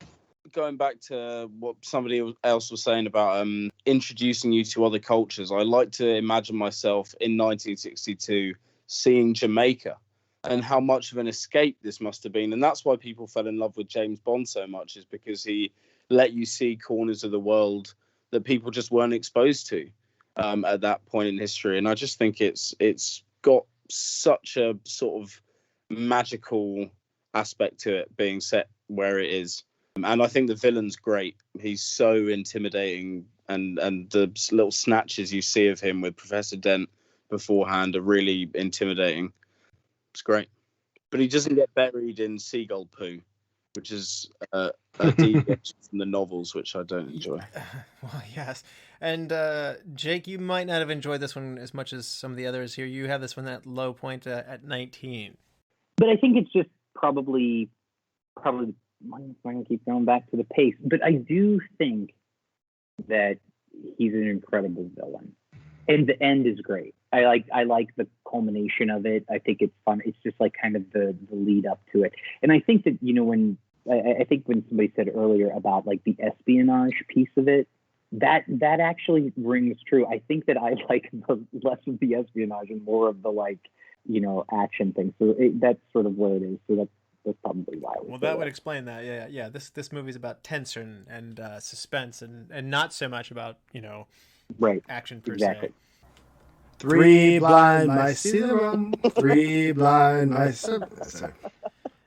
That's my favorite version of Three Blind Mice, in fairness. So, but Frye, you have this one. Every time I hear it, this is what I think of. Frye, number 10 for you. Tell us about it. I wish I had kept track in some tangible way of the way I watched these movies versus how they were released, because I feel like that would be really impactful for this. I feel like I saw Dr. No very late, and I do feel like I saw it somewhere in the ballpark of the Penguin with Batman. When he's crushing stuff with his little robo claws, like I remember like thinking about Danny DeVito. And I don't know if that's because I saw this movie really strange again association, man. in the ballpark. And I was like, I've got my robot hands. I don't know. It just seemed weird. I was like, okay, now hold a pen and write in cursive. Ha ha ha ha, you can't. Like, I comedified, if that is a willing term for everyone. Like, I made a lot of jokes about this villain. I did. I made a lot of jokes about this villain. It's probably after the first time I saw it, so it's not the gravity that I saw it in the first time. But I did enjoy the Genesis aspect of it, how they wove together a spy movie, especially given that he's coming down to figure out what happened to one of his colleagues. And I enjoyed the intro piece where they're talking about, an assassin could be really anyone. So it's a good movie. It's the start of all of this. But there are parts of it that I objectified negatively heavily throughout my life. And I'm going to follow you up. But now I had this one in my number 8, and it's the one that started it all. I mean, this is just entrenched in iconic things. Having said that, I would have thought this would have been higher up for me, but when I really stop and think about it, Q is not on board yet. The notion of his relationship with M, there's a formula that I take a lot of comfort in with a Bond movie, and it's not fully fleshed out yet. And so there's a movement that you gain from this, and it is a little bit slower. I still love it. It is more spy-like, and the Genesis component of it makes me love it. It has got one of the greatest Bond women. I love the underground base for Dr. No, so the environments that they put you into with his big fish tank behind him. There is visually so much richness to this one. I can't believe I don't have this higher at 8. It's just, this shows you how much I love this franchise. Chad, what about you? Number 6. Yeah, the hidden base and just the kickoff of the franchise for me definitely earns it high rankings. I'm going to give it up for a flamethrower tank, pretty much disintegrating coral. It's a dragon. Yes. It's a dragon, Chad. Yes. It's a dragon. Don't you know a dragon when you see one? Yes. Nah, come on, it's a dragon. Yes, worst disguise ever. It's a dragon. But yeah, this movie, I think if you were introducing it, I would avoid introducing someone new to the Bond franchise to Dr. No first. I completely agree. I think the pacing isn't well suited for modern audiences. We just don't have the attention span as well, but it's a great piece to go, all right, now I want to dig into Bond more, or I want to figure out where it got started. So yeah, no Q, but we do get the Walter PPK, and we don't even have the vodka martini shaken not stirred yet, so we're just getting started. Yeah. And by the way, we were talking about naughty names of the ladies. I feel like his on and again, off again girlfriend that they have in these first 2 movies, her name is Sylvia Trench. I feel like that could be the worst of all the girls' names. Dr. Goodhead? I mean... Yeah, that's pretty bad. So, hey, that's going to her positive. I think Trench is not going to her positive. No, I was gonna say, it's definitely one of those. It's like, man, it's 1962, guys, tone it down. So, number 5 here, The Spy Who Loved Me. Nobody does it better. So says Frye. You have this one at number 4. This was one of those movies that I watched and I was like, okay, I got a lot of Bond from this, but I also got a lot of better than it should have been. I mean that from a cinematic standpoint. Like, there was a lot of value added to this movie that you don't get in a normal Bond movie. I was really, really honestly shocked at how they, in a time where Bond movies were more formulaic and how they went about things, like it started off with status quo, but by the end of the movie, I was like, wow, that was, it sets itself apart. It is a great one. Now, Toby, you don't have this one too low. 17 is the lowest ranking on this one, so you still like this one, it looks like. Yeah, I do. It's a lot of fun to revisit. I think there are pacing issues throughout it. I don't think Barbara Bach can act. That might be sacrilege to say, but she's very wooden. She might have gotten the role on her looks. It's just a theory. Yeah. But I don't know why you'd suspect that. But Roger is carrying it, and he carries it very well. But the plot's not the most engaging thing, and the villain, although I like his first scene with the shark tank and him killing his girlfriend and then the two lakeys, he doesn't really do much after that except be a bit creepy and have Tabasco sauce with his oysters. So I feel like this one... Oh, you're right. That's another Tabasco sauce reference. Yeah. They love it. But Broccoli was crazy for it. But I like it, but I don't know, the early Roger Moore films don't do it for me as much as the later ones do. Interesting. Yeah. Now, moving up, Chad, you have this at number 8. I might have thought you would have had this higher as a hardcore Moore fan. I love it, yeah, and I'll go to bat for Barbara Bach. I think it's fine, but yeah, Agent XXX, which is a ridiculous name. Yeah, who would name their Agent XXX and then make an entire movie on it? Until Vin Diesel. Yeah. Or franchise. Yes. Yeah, we went with porn star or Vin Diesel or Ice Cube. Is he the one that took over after Vin Diesel? Yeah, completely derailing here, but... Yeah, Ice Cube was there too. Bottom line, we have Jaws. Again, I'm a simple man. Give me a large man with metal teeth.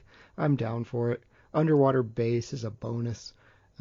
Beautiful women, Carolyn Monroe, who plays Naomi, Barbara Bach.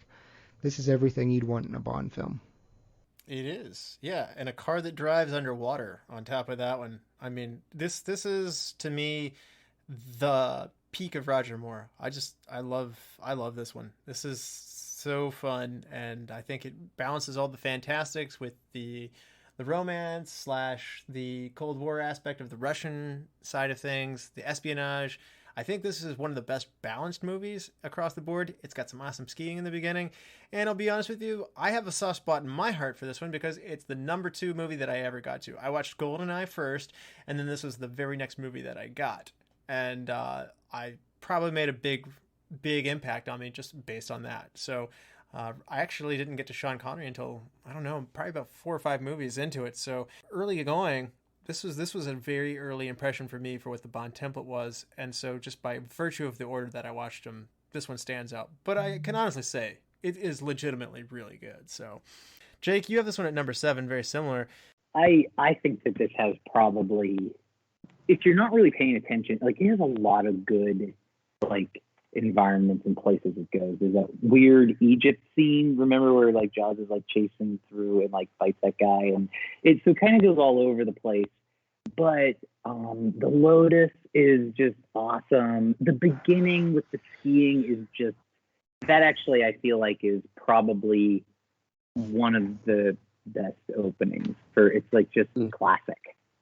And the like gun in the ski pole, like it's just great stuff. Oh, I do need a gun in my ski pole for sure. Yeah, like, I do. Like, yeah, for sure. You can definitely cue us up for if you the listeners want to know what to get us for Christmas.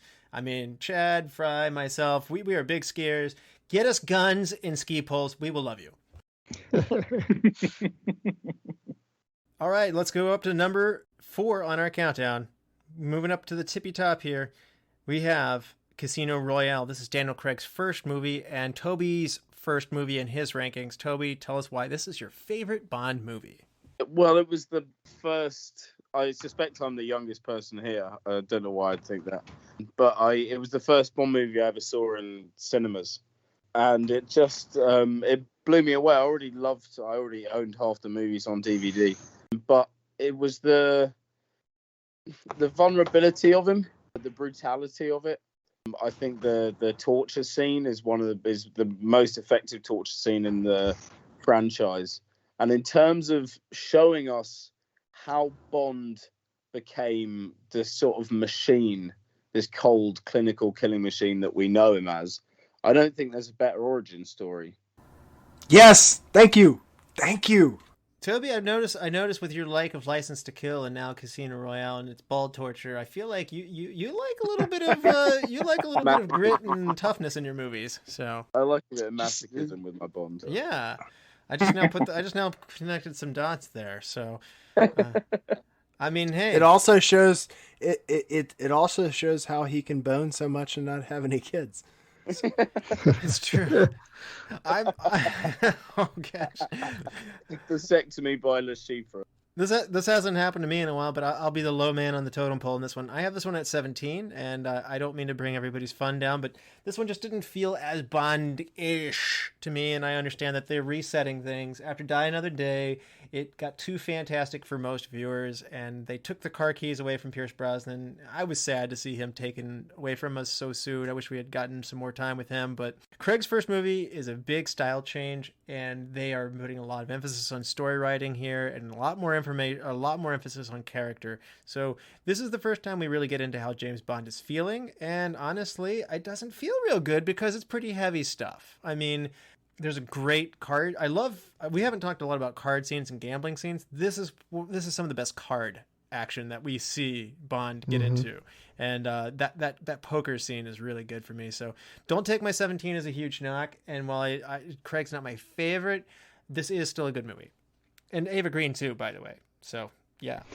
Enough said. Yeah. So hot. Frye, continue. So Casino Royale might be the quintessential Bond movie for me had I been born 10 years later. It was such a compelling film on really like having that background and having seen all the Bond movies leading up to it, and then them, like, the hot thing at the time was rebooting films.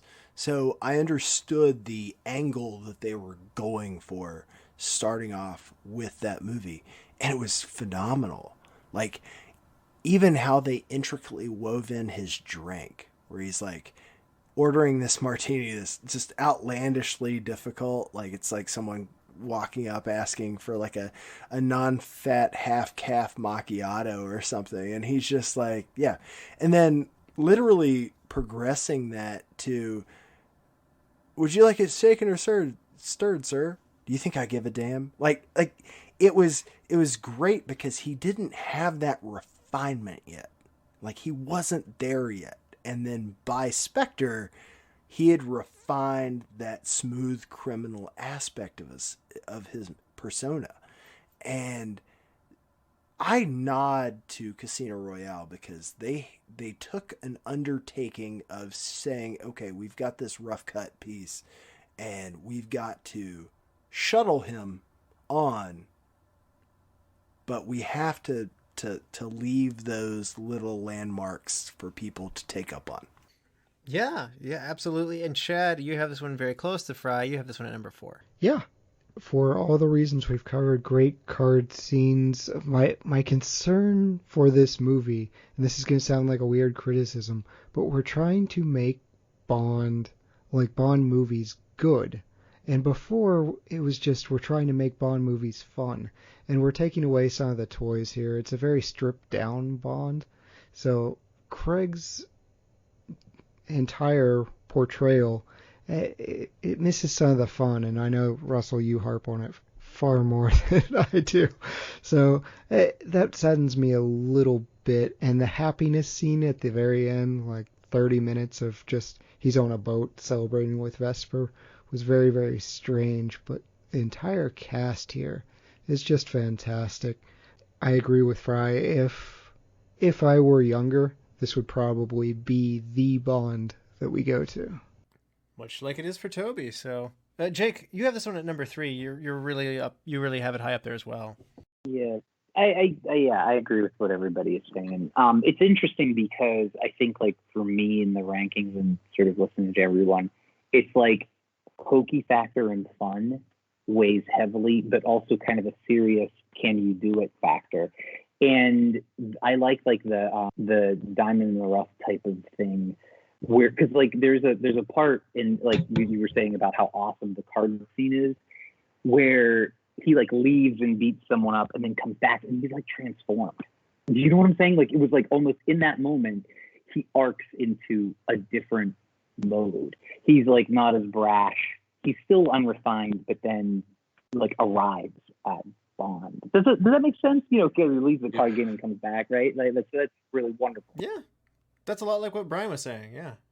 Or no, I'll actually say that I think that the refinement is there based on his background and schooling and everything, like that whole piece where he goes back and forth with Vesper Lynn on you know, where he came from and everything. I think the thing that's so cool about Bond is the fact that he is he's a chimera. Like, he can morph into whatever is needed of him at the time, and his timing on how he morphs is impeccable. Like, that's really what gives him that swagger, because he can be like, oh, we're here, okay, well, I can phase into this in a moment, and that's what makes him an expert spy. Absolutely. And so from Daniel Craig movie to other Daniel Craig movie, this is Craig's highest entry on these rankings. This is Skyfall. So this is from 2012. And Jake, you have this at your number 2. Why don't you tell us about this one? I think, as far as just, and people are like not liking the interlinking of the Craigs, but I kind of do like it, and the sort of passing from the origin of him and family and things like that, and kind of that where he came from, and that I really like that. The other thing too, I think I really like. I mean, I'm trying to think. This is the one where he's at the cold opening is with a motorcycle, right? Am I correct with that? With the bridge. Yep. Yep. Yeah, incredible. It's like great. So what else is it? Like Javier Bardem, fantastic. The one thing I will say, and there's so much more to talk about with this one because I really, really like it. The part where M is reciting her husband's poem, or Tennyson's poem, to the ministry is really, really well done, and it's worth going over watching it, because it's just like about like the cleverness and like kind of the juxtaposition of like, are we antiquated or do you need us? I like really like that, and so that's kind of it's one of my favorites. Great choice there. And Frye, you also have this at number 2. That point you're talking about, like Ralph Fiennes being there and witnessing the Judi Dench piece, for me, the message they sent me at the end of Skyfall is that Fiennes is the M that you see for the rest of Bond. Yeah. Yeah. And Judi Dench is truly the best thing that ever happened to Bond. The reason that my 1-2 punch is what it is because Judi Dench was so impactful in a small role with the Bond movies. But her point in Skyfall still gives me shivers, because there might not be a better actress in my book than Judi Dench. Okay. So Britt Eklund not on Judi Dench's acting level. All right, Toby, you have this one at number 14. You have the lowest vote on this one. As a Craig fan, I'm surprised by this. What keeps this one from being higher for you? I've always felt like this one, I never really got why everyone loved it as much as they did. I've always enjoyed it, don't get me wrong. I think it is technically a very well-made film. I'm never bored. I'm always enjoying myself. But I just feel like it doesn't all really tie together as much as I'd like it to in terms of Bond's arc. I feel like Bond is a bit of an afterthought in it, to the fact that he's left swimming in a frozen lake at the end while Javier Bardem and M Those are the two who really have the strong relationship. And I feel like Bond isn't at the center of the film as much as I need him to be for it to be in my top 10. I really like this movie, but that's a really valid point, by the way. Yeah. Thank you. Can I speak to that for a second? No. I think I think Judi Dench's M is very pragmatic. Like, she runs her ship a certain way, and if you're expecting some sort of extra treatment, you don't get it. And Bond being left in the lake is exactly on character. Like, he could have been dead, he could have not. She put her trust in the person best able to do the job by her opinion. And in the end, yeah, she gets messed up, but who won? I'll tell you who won. Chad wins because he's coming in next, because this is his number 7 movie. What do you think about it? I don't think Toby's going to want me as an ally here, but I'm going to go ahead and say it. This movie kind of has Raiders of the Lost Ark syndrome. You mean it's awesome? Where Bond's unimportant to the outcome. Like, it's a beautiful movie. I love Raul Silva. Javier Bardem's awesome. Ralph Fiennes, getting him in. But it's not about Bond. Like, it's a 2+ hour M story. So for me, it's beautiful. It's a great movie, but it gets hurt by those factors. So it comes in at number 7 for me. Wow. Yeah, Judi Dench, I like her so much in this one. She, in a way, is the Bond girl of the movie. And she does steal the show, but she's so good. So I like it. The showdown at the mansion at the end is amazing. The throwbacks and the nostalgia to the Aston Martin, the fan service is in high effect here. But we have a really formidable villain here, and the action's good. And some of my criticisms of Bond, not having the gadgets, not having the Q, not having the barrel sights at the beginning that shoots and the blood comes down it and stuff like that. I feel like Skyfall is starting to bring back the things that I love about Bond, and so some of my sour reactions to Quantum of Solace in particular, but also to some degree of Casino Royale that kept me from fully wrapping my arms around it. Skyfall comes along and it makes me go like, okay, I'm back. I'm back completely on board. And by the way, Adele's opening song is amazing. Yep, it is indeed. I want to speak to two things here real quick with Chad.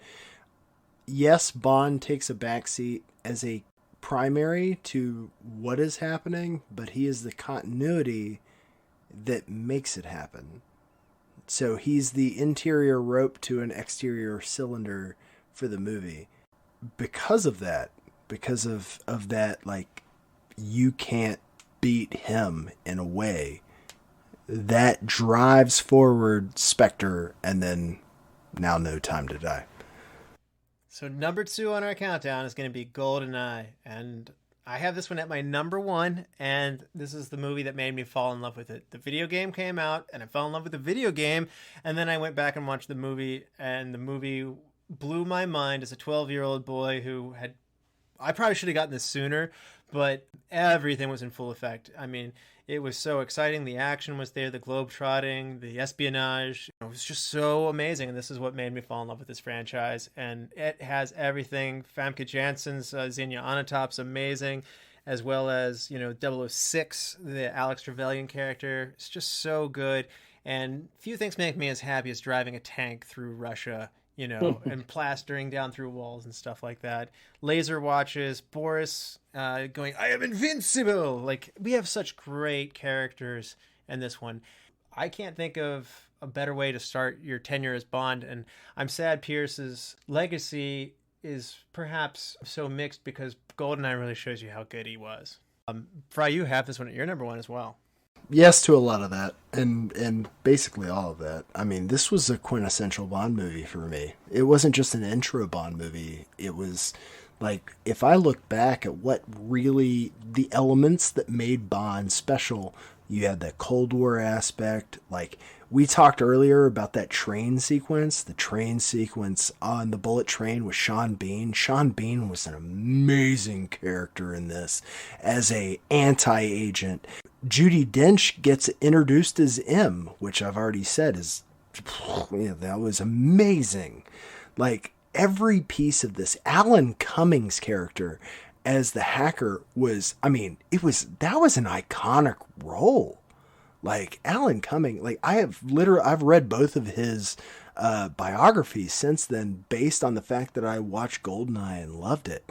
So I can't gush enough about this movie, because the aspects that wove it together, the initial part of how I saw it, but also the echoes of what has made this more important in the future.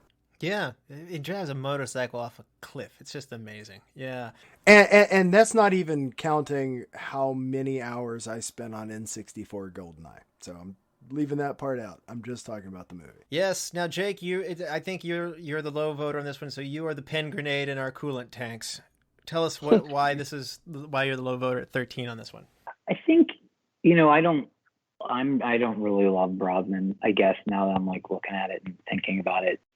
Honestly, I do think that after St. Petersburg, it kind of comes apart a little bit.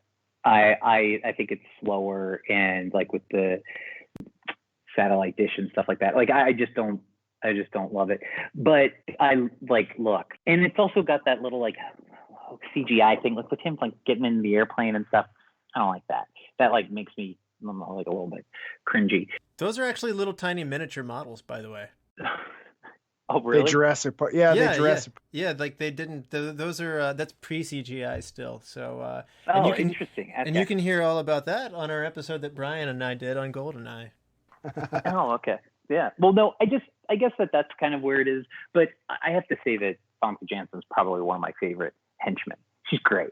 Oh, just yeah. Like kind of the orgasm killing, like phenomenal. Like that's so hot. Great. It's exactly what you need. I mean, if you gotta go, I mean, it's a good way to go. I'm just saying. Exactly. And like, I'll let her she's break like mowing all those guys down with the like machine gun in the satellite sort of control center. She's just like getting off. It's kind of great. I love that. Toby, you're going to be picking it up a little bit for us. You're at number 8 on this one. I think the reason this movie works is because of Sean Bean and Sean Bean's character. He plays it deliciously. Oh, yes. Even though he's going to be the villain from the first moment he's bathed in shadow. But aside from that failure of a twist, he represents the shift of James Bond. From being a Cold War spy to what actually is he after that, being a Cossack and this idea of having nothing left to fight for. And at the end, Brosnan's Bond is like, I fight for myself. And I feel like he does that across all his movies. He's the most smug of all the Bonds. Yes. And he just seems to be there to get laid and kill as many people as he possibly can and cause property damage. That he does. And I think this film is a very good, in the same way Casino Royale is a good origin story for Craig Bond. Goldeneye is a great origin story for Brosnan. I find it a bit slow in bits, but otherwise brilliant. I love Brosnan's swagger. In the same way that Toby said that Craig is a pretty man, I think that Brosnan is a very handsome individual. And when you talk about smooth criminal with Bond, like Brosnan's the one that I always look at and I'm like, how do you not get everything you want wherever you go? Like, it's one of those things that always shocks me, especially going back and watching Goldeneye, 20, 30 years later. It's one of those like, oh gosh, you're good. Like, so no, I hear you on that, but it's just one of those like, this guy. Chad, tell us about Goldeneye. You alluded to it, but I think this is the absolute best use of the Bond theme in the entire franchise. The tank scene in St. Petersburg, when that music kicks in, I mean, just every single time, it just amps me up. Talked about Xena, love Famke Janssen in this role. The gadgets are on point. Everything in this movie works, and this was a very early one for me. I think I saw it on a school trip on a bus coming back. Actually, Bryan introduced me to my first Bonds, and they were Connery Bonds that we saw on a trip to DC. But this was a very early one for me. The game, I do what I can. Yes, thank you for that. The game obviously holds a great set of memories for me, killing my friends with the golden gun, banning Odd Job, and slappers only. That's all I've got to say. So our number one movie is Goldfinger, and Chad, you have this at your number one movie. Yeah, if you were going down a checklist of everything that you could possibly want in a Bond, great henchmen, we've got Odd Job, great gadgets, great death scenes, or we have Jill Masterson. My goodness, the gold death scene is just iconic. Or Goldfinger as the villain. The whole torture scene of "No, Mr. Bond, I expect you to die." Ridiculous Bond girl names with pussy galore. I don't know if we need to censor that or not. That's her name. They got the name through because they told the American censor they were big supporters of the Republican Party. Take that as you will. I mean, this is just perfection. This is the movie if I have one Bond movie that I have to show someone as an introduction, this is it. It's an iconic one for sure. Now, Jake, this isn't very low, but you're the low man on the totem pole again here at number 8. Sounds like you still like it a lot, though. Oh, yeah. I think it's only 8 because I don't really love Sean Connery, I guess, and that's just because I was a Roger Moore guy. But look, I would echo everything that was already said. I do like actually the pace of the story. I like the villains. I like it's great, and I'm gonna just say it. The thing that brings it up a lot of notches is that grandma security guard with the machine gun with this, that is one of my favorite Bond. If I have to look up a Bond clip besides the beginning of Quantum of Solace or World Is Not Enough, I love that because it's crazy. It's just I don't know, I love it. Now, Toby, we've established that you like the brutality here. Is a laser pointed up at Sean Connery's balls enough to do it for you at number 6 here? Absolutely. That scene is one of those ones that it's been parodied so often. You've seen it so often that every time you watch the film, you think it's just going to pass you by. But every time, Sean Connery's performance, you can see him sweating. It looks like they actually put a ferret up his trousers or something. Because he looks genuinely perturbed. He's on probably his best performance in the whole franchise. The way that he's completely in over his head and out of his depth, and he has no hand to play, and yet he's cool, and he manages to think his way out of the situation. It's got Odd Job, who's probably the best henchman in the entire franchise. I love Goldfinger. Even they make golf fun to watch, and I think that is a cinematic feat all of its own. Frye, you have this at number 3. I think it's a very, very good Bond movie. I know that's kind of a perfunctory thing to say at this point, but I mean, it's one of the ones that has the fewest leaks. You can just say Goldfinger. I mean, it's solid. It's one of the best. And I would echo a lot of things that you guys are saying and just say this is the one that establishes the template. This is where we really get that go into M's office. This is where Q and the gadgetry comes into play. The car is a mind blower for anybody at this point in time. It sets the standard for what the car is. It sets the standard for what the Bond girls will go on to become. I mean, yes, Ursula Andress was to some degree, but I mean, just the nature of how James Bond is falling into all this is amazing. And it's actually interesting. There's some amazing mountain scenes in this, but Miami and Kentucky aren't necessarily the most exotic locations in the whole world. And it's kind of funny, where Bond goes often dictates how much I enjoy the movie, but somehow this transcends the setting to me. And it's all of those, it's all of that ruminating and coming together. This is what establishes what Bond will be for the next, all the way up until Daniel Craig's era, pretty much. Closing thoughts. Jake, why don't you tell us all of this that we covered? Closing thoughts.